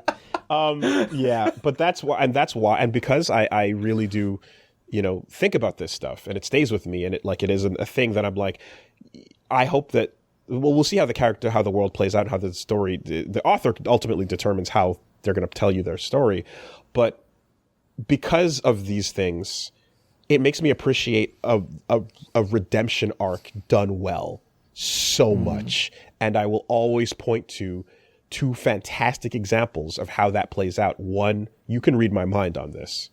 Zuko in Avatar. Oh, yes. Is the peak when it comes to the idea of the redemption arc, right? You see he goes through that shit, and he's never lost, right? But he's always right on the edge of it. And even when he gets to that point where he's like, yeah, no, totally, but then he gets tempted to get everything he wants, he falls again, you know? Like, I love that, man. And I love how slow and painful that he just gets, he works it. And it's not, the main thing with it is just like, there's no promises, there's no guarantees, you know? There's a little bit of like, yeah, look, I know, I deserve it, I'm going to do the right thing anyways, whether or not you accept me. And another version of that. Sorry. I'm sorry. You go ahead. No, go ahead. I was going to jump, so go ahead. I guess I would say, like, I think nearly the inverse of that sometimes, which can be really like just heartbreaking, is the flawed character who has done awful shit, not redeeming themselves, but bringing you to a point where you're like, I guess I see who you are, and I see how this happened, and them accepting the punishment that comes with that. That's exactly where I was about to go next, right? Okay, who and what was your example? So Zuko is the actual slow, painful, but eventual redemption, and he actually gets it. I feel he gets it. But then on the other side, there's the slow, painful, but you did lose yourself, and you accept that, and you're not quite trying to get back in the good graces. You just know that it is what it is. For all the flaws with this fucking show and how bad it went, Jaime Lannister in Game of Thrones is an excellent version of that. He's a person who, from the jump, is horrendous, and by the end, there's a bit of, I know, I get it, you don't have to tell me twice, I'm resigned to my fate. And he walks to his own demise, knowing this, you know? So, for me, the ultimate version of that is Toguro from Yu Yu Hakusho. Okay. Toguro is like the ultimate. Some bad things happened, and I started down a very bad path, and every step I knew it was the wrong move, right up until the very end. And when you see how that plot resolves, and like what that character becomes, and like what the ultimate choice he makes, there's no redemption. There is no redemption at all. But there is in him an acceptance of how much he fucked everything up and what that means, and it is absolutely crushing. Yes. It is just so beautiful. I a lot of what you're saying, I'm feeling that echo here, because you know, the first parts of the story are just Jamie, you know, again being a evil cog in that machine, you know, and you get to see him spending time with some of these better characters. He spends a lot of time with Brienne and these characters where like he gets to really reflect on each of the fucking insane things he's done. Pushing kids out of windows in the name of incest is not a good thing. But Woolie, that was an annoying child. To be fair. Whom amongst us? And there's just this understanding that it's like, but the things with it, and he's always like, the things I do for my sister, you know? And there's always that, like, no matter how it goes down, I'm always gonna fall, and it's gonna be her that drags me, and I'm damned, but it's her, you know? And that's what, and even when he knows, and when he fully gets it, there's that like, yep, time for me to go, and it's got to be her. She's the only thing that can make that causes it. And he gets it, you know. And there's no like, no, but I deserve to be like forgiven. You know, he's not asking, you know, at that point. And I really do. Anyway, this is a long tangent, but I think that the concept of characters being lost, redemption, forgiveness, and the idea of, and there's a bunch of people that have heard me talk about it, and they're tired of hearing me talk about this. But the idea, they can see themselves to the fucking door.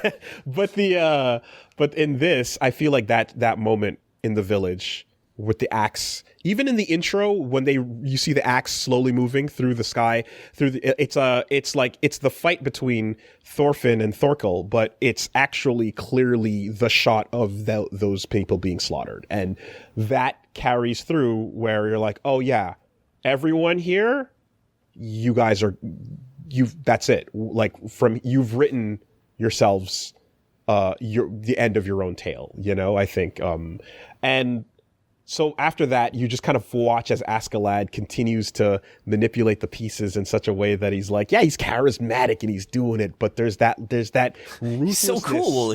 That ruthlessness you can never let go of, you know? Do you know, there's some moments that really like brought that into focus for me, and it's the Berserker, what's his name? Bjorn is like Askeladd's right-hand man, and the two of them are like buddies. The two of them are all like, you know, for like most of the series. And then this is point where like Bjorn just kind of sits up and he goes, it's time. Yep. And you're like, whoa, what's happening? And you realize that Bjorn has the exact relationship with Askeladd that Thorfinn does. Yep. He's only here because he wants to kill this fucking guy. Yep. And it's this real wake-up moment of like, oh, these really are like awful people. Yep. This is a kind of band brought together by violence and trauma and nothing else. And you have that, like, on top of that, Bjorn is like, hey man, I took a fatal injury. I'm on the way out. How's that leg healing up, Askeladd? And he was like, it's doing all right. And he's like, okay. And so like fucking Thorfinn is like, we're gonna duel this time for reals. And Askeladd's like, yeah, kid, give me a minute. I have another appointment first. And fucking Bjorn just drags himself up there because he's like, hey man, it's this and Valhalla, you know? We got a score to settle. And also, I'm trying to see those gates. Yeah, I'm trying to get pulled up by the Valkyries with that shot of them flying overhead. So beautiful. So yeah, and then they have, you know, like you just get that like the energy of that moment where, you know, Bjorn chooses this, and it's that same relationship, and Askeladd stands back up and is like, all right, kid, you ready? And the energy is just insane. you know. Okay. Oh. So Okay. there's other things about this that are pretty fucking sick. I like when Gaius Julius Caesar himself walked on camera in the form of Gratineus of Wales, you know, just like these little characters that pop up. Also, you want to talk about little reminders about Askeladd. Hey, let's put a little dummy of the prince who then gets assassinated by the assassin that I hired because we're trying to make the plays. Like, horrible. Just not good, you know? But anyway. Cool facial hair, though, at the same time, so it does kind of... Yeah. I need to take a second here because I haven't gotten into Canute, but I'm getting into Canute now. And the reason why I've saved Canute for the end is because, John, with this recommendation, I have learned something very, very clear and transparent about you and the things you like. Okay. John is a huge fan of anything even slightly resembling a little Build-A-Griffith moment. No! Why? Well, For the love of God, between Berserk and then other Berserk, which is Fear and Hunger, and now the entire Canute arc, which is also more Berserk. I think I see a pattern. I think I get it. In my defense, Woolie, everyone you just mentioned has beautiful hair. Yes. Charismatic. Beautiful leaders with their helmets, and they're pointing towards the promised land. We'll get there. All you have to do is just give everything to me. You know? So See, that's what I'm like. Mm-hmm. Oh yeah, no, for sure, man. Totes, no doubt. That's you. That's your spirit animal. Fuck it. Canute is a real interesting character because it's like, yeah, it's that weak, hated son that is trying to, well, at first just like hide and exist and just not, like literally pathetic in not be this seen. world of warriors and killers. He is someone so shy he can't stand talking to strangers, and he's like hiding behind the cloaks of people and just pathetic. But Askeladd has a moment of like, but what if I bet on this kid, right? What if I bet on something happening? And he sees something in him that he's like, this might be useful. And yeah, he makes a play to break him open. And he does so by, killing the only thing like a real father he's ever had in his life, and, manipulating his entire situation to be one of, like, oh, I'm a servant, but like literally just like he's a pawn, he's a hostage, he's all these things. But if we can just get him to, like awaken, so to speak, then if we can break this shell, and my fucking God. So like, yeah, this is what I want to ask is like, what is your read on Canute's awakening scene? Because I have a theory about what that all meant. The language in some cases was vague enough, and maybe translation, or maybe just it was intended to be as vague as it was. But I feel like I had to do some stretching on my own to complete the thought. Okay. But I don't know if it's accurate or not. I think it's this element of, do you ever hear this old saying, and like it's real old warrior bullshit, and it's the kind of thing where like you hear like retired MMA fighters say it, and it's like, I guess whatever. But I think there is something to it, right? Where it's live with a man for 1,000 days, have breakfast with him, chop wood with him, live your life. Then on the 1,000th day, take him to the edge of a volcano and dangle him over the cliff. And on that 1,000th day, you will know him. Right. Right. And to me, it's this idea that once you take away all the kind of comforts and insecurities, and you put someone in a position where they can't feel any of that anymore, you're going to see what's actually inside them. So Askeladd basically masterminds this scenario where he puts Canute in this situation where he has two choices, like die or evolve. Evolve or die, young man. Yeah, and he has to basically like Dragon Ball Z Super Saiyan himself emotionally into becoming something else. Yes.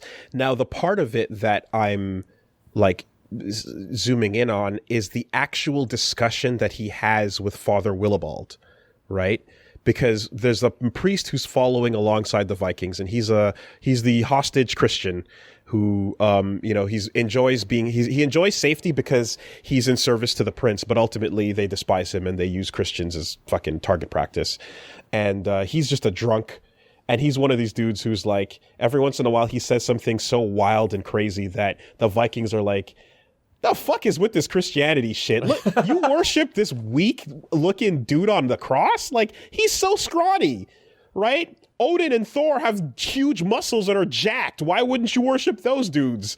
You know? And this priest is with them, and when this all comes down to shit, and essentially mutiny occurs, everyone is trying to just get Canute for themselves to get in to curry favor with the king.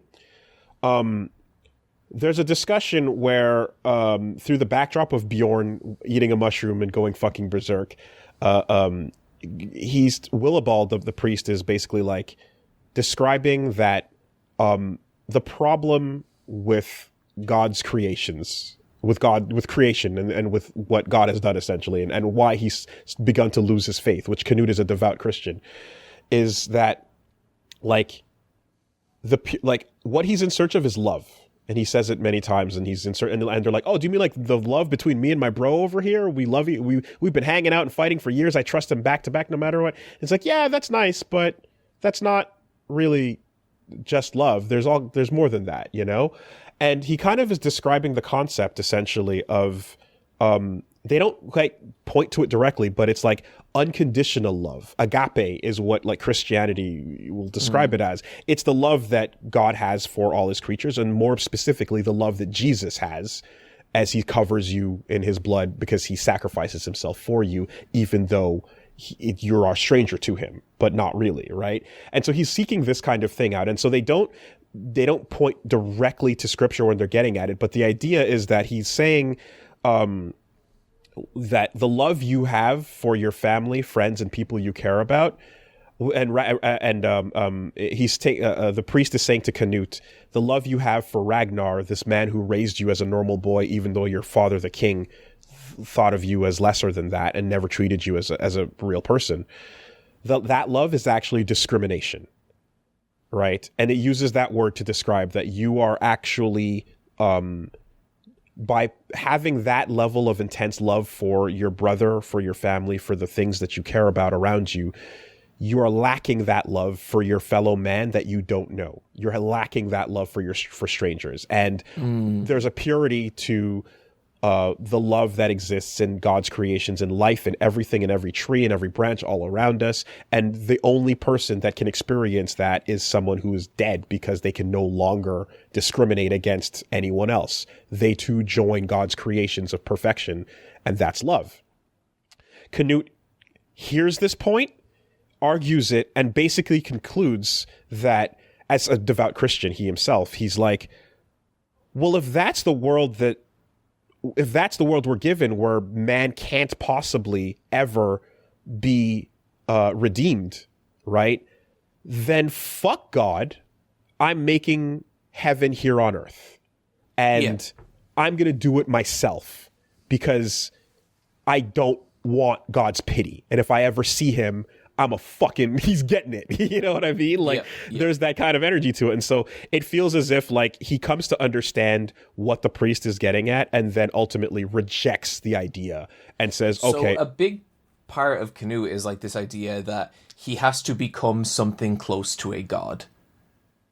Now, it's a concept without magical powers and without any he Yeah. literally needs to marshal so much strength that he can like crush the world in his fist and make it the shape of what he wants. Right.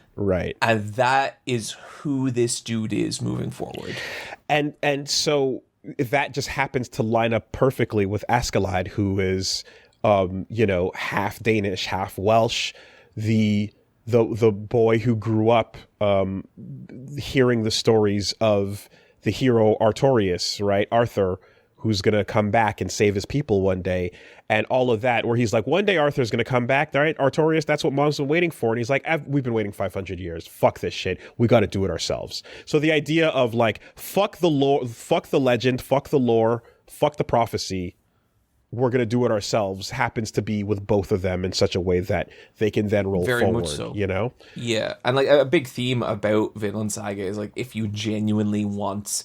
you are unsatisfied with the state of the world, you can do nothing but just create that state yourself in whatever form you can. And maybe that's like a personal thing, or maybe it is like how you try and affect the people around you. So then this long-haired Bishonen with the helmet on the face awakens and becomes Griffith. Like, let's just not mince words. Like, I so far, You might feel differently about that a little bit later. Fair enough. I don't like to, like, I will compare things sometimes prematurely, and I get rightfully griefed on that sometimes when it's the wrong call. But the impression that I got was very much a bit of a like, okay, I've awakened So, to me, this purpose, and it's much now. Like, that's not to say he doesn't do horrific shit. He does, but to me, that moment is much less about becoming a tyrant and much more becoming about this superpower that can affect the world. That's not. Yeah, I didn't mean a tyrant. Actually, what I meant is a force of charisma that will like command anyone. No matter what the situation is, no matter what they're doing, there's an understanding with this person when they walk into the scene, you're going to listen to me because I'm a king. And I exude this. And there's a bit of a like, oh, fuck, I guess he means business. We should probably listen to him. That. Yeah. And like, he's very much a character who has the kind of philosophy of like, it's fine if 1,000 warriors die if it saves 10,000 people. Right. Yes. Ends justify the means. Calculating all of that. So he becomes this type of, a great man of history, like instantly type of thing. And that plays through to that fucking insane finale. Boy, man. As the walls close in around Askeladd, season 1 spoiler. Everything finally like sort of catches up to him. It all catches up. Yeah. Go ahead. Yeah. I don't know. Like, do we drop a spoiler warning? Spoiler warning. The biggest spoiler warning for the series in season 1, but just this showdown with the king finally plays into a it's all coming to this moment where he has forced the king to accept his weakling son that he kind of wanted dead as somebody who he needs to actually praise and cherish and give accolades to publicly, because it's clear to everyone that sees this kid who's come back from war now, he's a different person and he's done a lot in the name of the king, right? King Swain. And there's a clear understanding between them that, oh, he's not going to die easy. And he knows that you wanted him gone. And he's like coming for that throne. But we're keeping up appearances because we're a family, And Askeladd is just like, he's brilliantly putting all the pieces together, and he's not even like 4 steps ahead, he's like 8 steps ahead, because he's putting in place the framing devices which will then lead to the leaks which lead to the king. It's nuts. The machinations are, there's a lot of nuance we could go into, but the point remains this: eventually, as he hits this moment of like kneeling in front of the king to receive his prize for everything he's done, the king kind of lets on that he knows about Askeladd's secret, the fact that he actually is not Danish, but he is half Welsh. And he has an interest in protecting Wales from being subjected to the violence of the king's army, because they refuse to bend the knee, they refuse to accept his reign, and so he's announcing a campaign to like take Wales by force. And Askeladd essentially is forced to play his whole hand, you know, and so he has this moment of like, I kneel, I accept the king's good graces, but also I challenge what the king is saying, and I have some advice. I don't think Wales is a good campaign for you, you know, and like that moment where the king knows, it's this really beautiful moment of like, oh, Askeladd has just encountered a chess player on his level. Yes, and the king isn't 100% sure, because right before that, Floki comes up to him and says, when you mentioned Wales, his Askeladd's face went white. We don't know why, but he clearly reacted to that. Keep that in mind. So the king was improvising in that final moment when he says Wales, and then he gets that reaction, and then he goes, "Oh, king, reconsider. Send me as an emissary. Even, you know, I can make them bend the knee, you know." And he's like, "This is what a true subject is. What a great hero. My kingdom owes you a debt. You're the best. Everybody take notes. Askeladd rules." You know, he came back with his criticisms of my because he cares, and he had a good reason for it. Truly, you're the best. And he comes up to embrace him. And as he gets close, you know, it's like, all right, kid, we know the deal. All right, dude, we know the deal. Like, join me, give me my son's head, and I'll keep Wales off the table. So choose between Wales or Canute, you know? And Askeladd is like, fuck it. There's no play here. So the only play is essentially, fuck you, fuck the throne, fuck the king, fuck everything. You're a piece of shit, and what you need to know is I'm not Askeladd. I'm Lucius Artorius Castus, king of Britannia. And cuts the king's fucking head off. And it's just, what the fuck? Like, done, you know? Like, okay, no, there's no other play. And it's all gone to complete shit.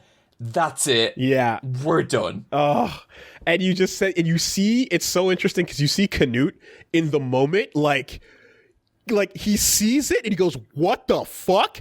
And then he starts calculating, you know, he's like, oh shit. Okay. What are we doing? Get that traitor.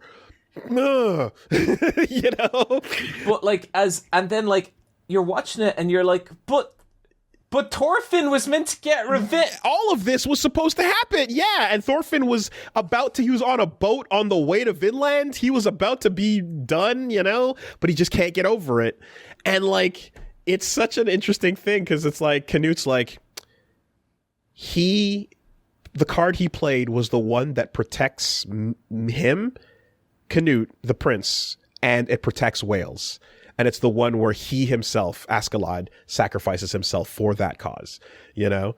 So, yeah, like, it's that moment of, like, nobility within your, you know, from, like, born from a mountain of sin, atop a fucking Everest of corpses, you know, you're going to plant that flag and stand by what you stand by. And he actually believes in Canute. You know, and he's like, I'm going to look crazy and I'm going to be the murderer of the king.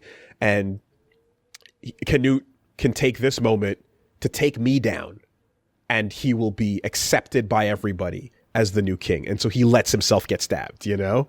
Yeah. And that's it. He's done. Like, he's out of the fucking story.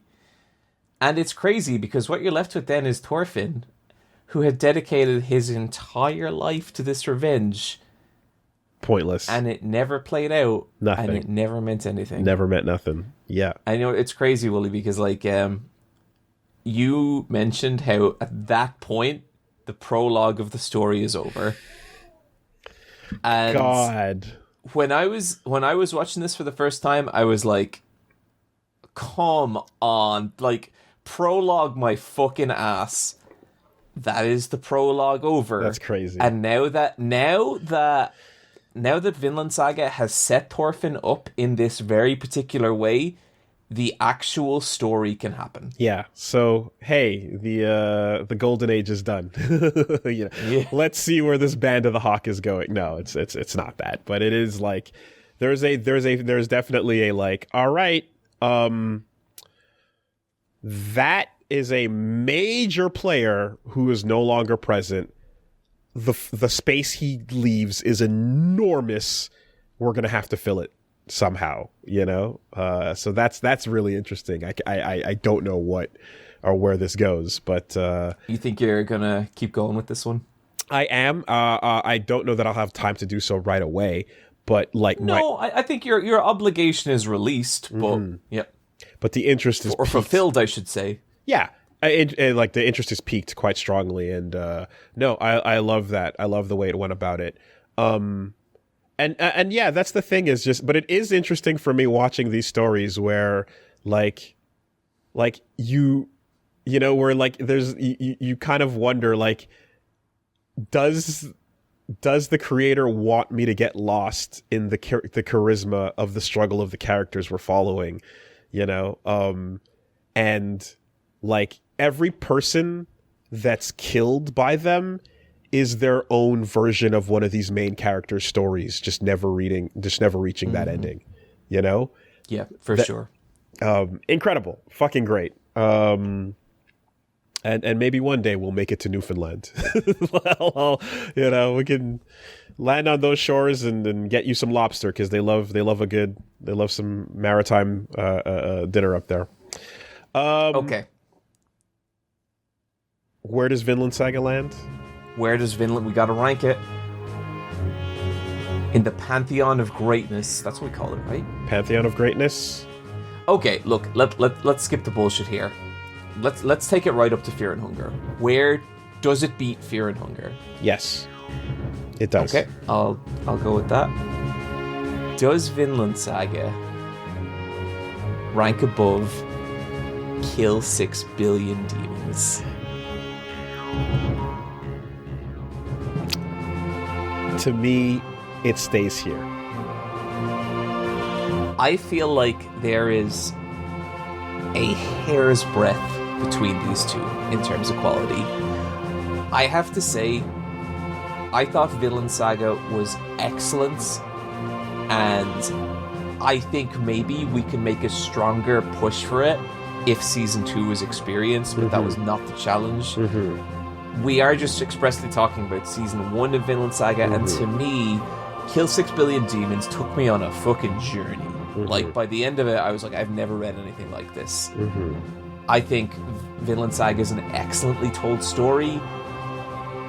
I think, to me, Kill 6 Billion Demons' first two books is maybe just a little bit more of a unique experience, and that's what pushes it ahead for me. I agree with that. The uniqueness of it, certainly, though this is a historical setting, but I do really find the most interesting element to be, again, the philosophy of characters like Thor's and Canute. Yep. In those moments, there's an element there where when you talk about like finding a character to latch onto and really sink your teeth in, like, I mean, this is just pick a scumbag, any scumbag. We've got a rogues gallery of scumbags for you, and even with like Thorfinn, there's so many edgy anime boys. This one earns it. Yeah, to his detriment, because that anger is also the reason why he can't fucking win. Even though he's such a methodical, incredible fighter by the time the season 1 closes out, he can't fucking get a win on. He can't get his revenge because he just completely goes blind with rage, which gets rid of all his ability to fight properly, Yeah. Emotion can only get you so far before you need to fucking hone it. And I think as well, we're going to have to see, but like his dad, like the philosophy of what Thor's was getting at is like, is there a limit to that? Can you really embrace that? Is there something about that? Because like Thorkill, Woolie, if that philosophy intrigues you, May I recommend the rest of Vinland Saga? Okay, yeah. Because Thorkel, the other big guy that's amazing in this, is just the complete opposite. He fought hand in hand with Thor's, but his whole bit is like, I will switch sides to the opposing, the enemy side, to fight more because I don't want this war to end. Yep. It blows my mind that we're at the end of this discussion and we talked so little about Thorkel. Okay. Look, yeah, we've been rolling. We've been rolling. We now have established a godlike top 3. Okay, we have Earthbound, we have Kill 6 Billion Demons, and we have Vinland Saga. The fact that it's 3 or 4 or even like below that is not going to be a slight. Now the list is getting real. Now the list is getting fucking legit. You wanted so with this. that in mind, Woolie, we enter Recommend or Die. All right. We've been rolling for a bit, so we can dispense. We've been going for a bit. We can dispense with the formalities, and we can cut to brass tacks. John, I'm not even gonna ask the question. I'm gonna phrase this in the definitive. Your job next month is to come back and tell me how Police Knots feels. Whoa! Oh my god! Oh, I have wanted to play Police Knots forever. Okay. I'm like, you did not play Police Knots, so let's... That is such a good pick. Dude, it's been on my list for a long time, but no, that is an awesome pick. Right to it. I might get... So, okay, for the people who want to follow along with us, what is the best way to experience Police Knots? All right, so Police Knots, the Hideo Kojima game that he made before Metal Gear Solid, you can play it in a couple different forms, kind of like Snatcher, which was ported to different things. But I would say your best bet is to get the PlayStation version and play the PlayStation English dub. PlayStation English dub. So yeah, okay, gotcha. Yeah. And I might incredible. If you have any difficulty with that, I got a lead on that for you. So okay, cool. Yeah, just play Police Knots. That's it. Police Knots, awesome. No, I'm so happy about that. That's so exciting. Okay. How you feeling, Woolie? You nervous? I mean, at this point, when you faced the razor's edge time and time again, you kind of get dull to it. So. Oh, really? Interesting. Yeah. So you don't think anything can spook you or rock you or anything? I'm putting on a brave air of absolute defense. I'm ready to tank whatever comes my way. We're gonna hunker down and take it. Oh yeah, I'm looking forward to seeing this. Woolie, I feel like I owe you an apology.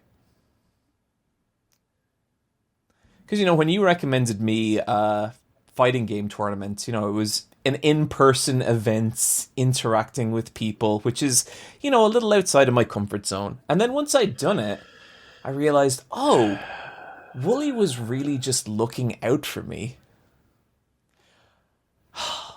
What could I recommend from my personal life that would create that same sensation in Woolie? What could I recommend him that might seem scary at first, but will help him grow? Woolie, your assignment is Brazilian Jiu-Jitsu. I knew it! God damn it! I fucking knew it! Oh, God. Oh, I felt this one coming. Oh, boy. I felt this one coming. All right. Okay. All right. And look, however you want to pursue that is up to you. But what I'd say is what I would love to hear this time next month is how your first roll went. I would like it to be with someone purple belt or higher, and I would like it to be about 2 to 3 minutes. John, the following words are not for you. Hey, guy who I met at the last fighting game tournament that is a black belt in Brazilian Jiu-Jitsu who offered to teach me just in case this moment happened, get in touch. Now's the time.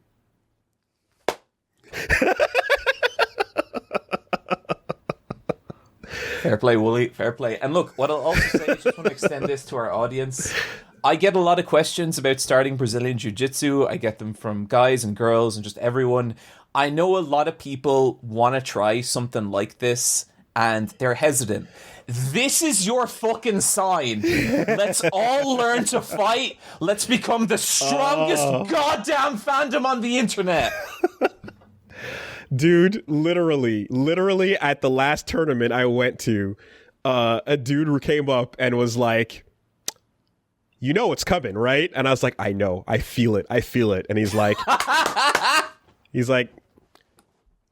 I'm a black belt. When the time comes, I got you. And I was like, okay, hold that. Okay. Hold that. But thought. I want you, now, that's cool to go training with him, but you must attend a class and you must roll with someone trying to tap you out. Okay. I mean, there's the specifics might get a little, there's a lot, these are, okay, the bullet point is someone purple or higher trying to tap me out, attend a class and roll. I don't want a fan being gentle with you. I want you to experience what it's like to roll with someone trying to defeat you. I will do my best to make all of those conditions happen, but rest assured that even if they don't, I very much get the spirit of what you want to happen here.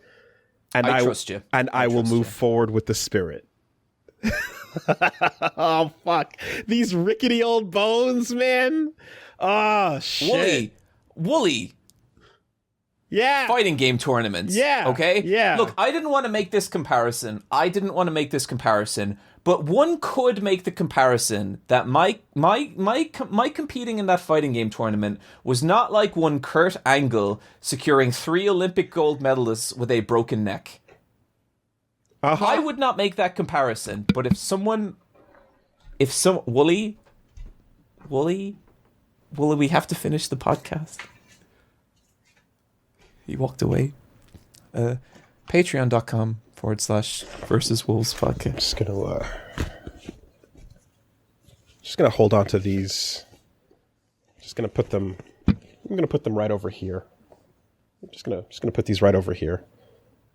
You know, just sit them aside and see if they come in handy anytime soon. What the fuck is this podcast? Like, what is happening? Dear audio listeners, I have set aside a pair of boxing gloves next to the recording equipment, and we'll see. We'll see what happens. In 1 year from now, it's literally going to be like a legitimate attempts to kill each other. Cliff diving, Woolie, is your recommendation. Burn in hell, motherfucker. Like that's what we're looking at in a year. If not that, we will end up in a cage. I mean, something like it's going down. All right.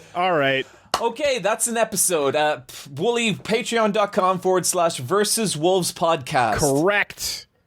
Get on over there. We got another episode hot out of the oven waiting for you guys. Thank you so much. This has been such a blast. Woolie, thank you as ever.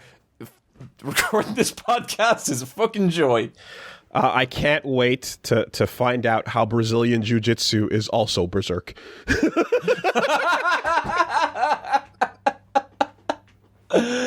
Oh.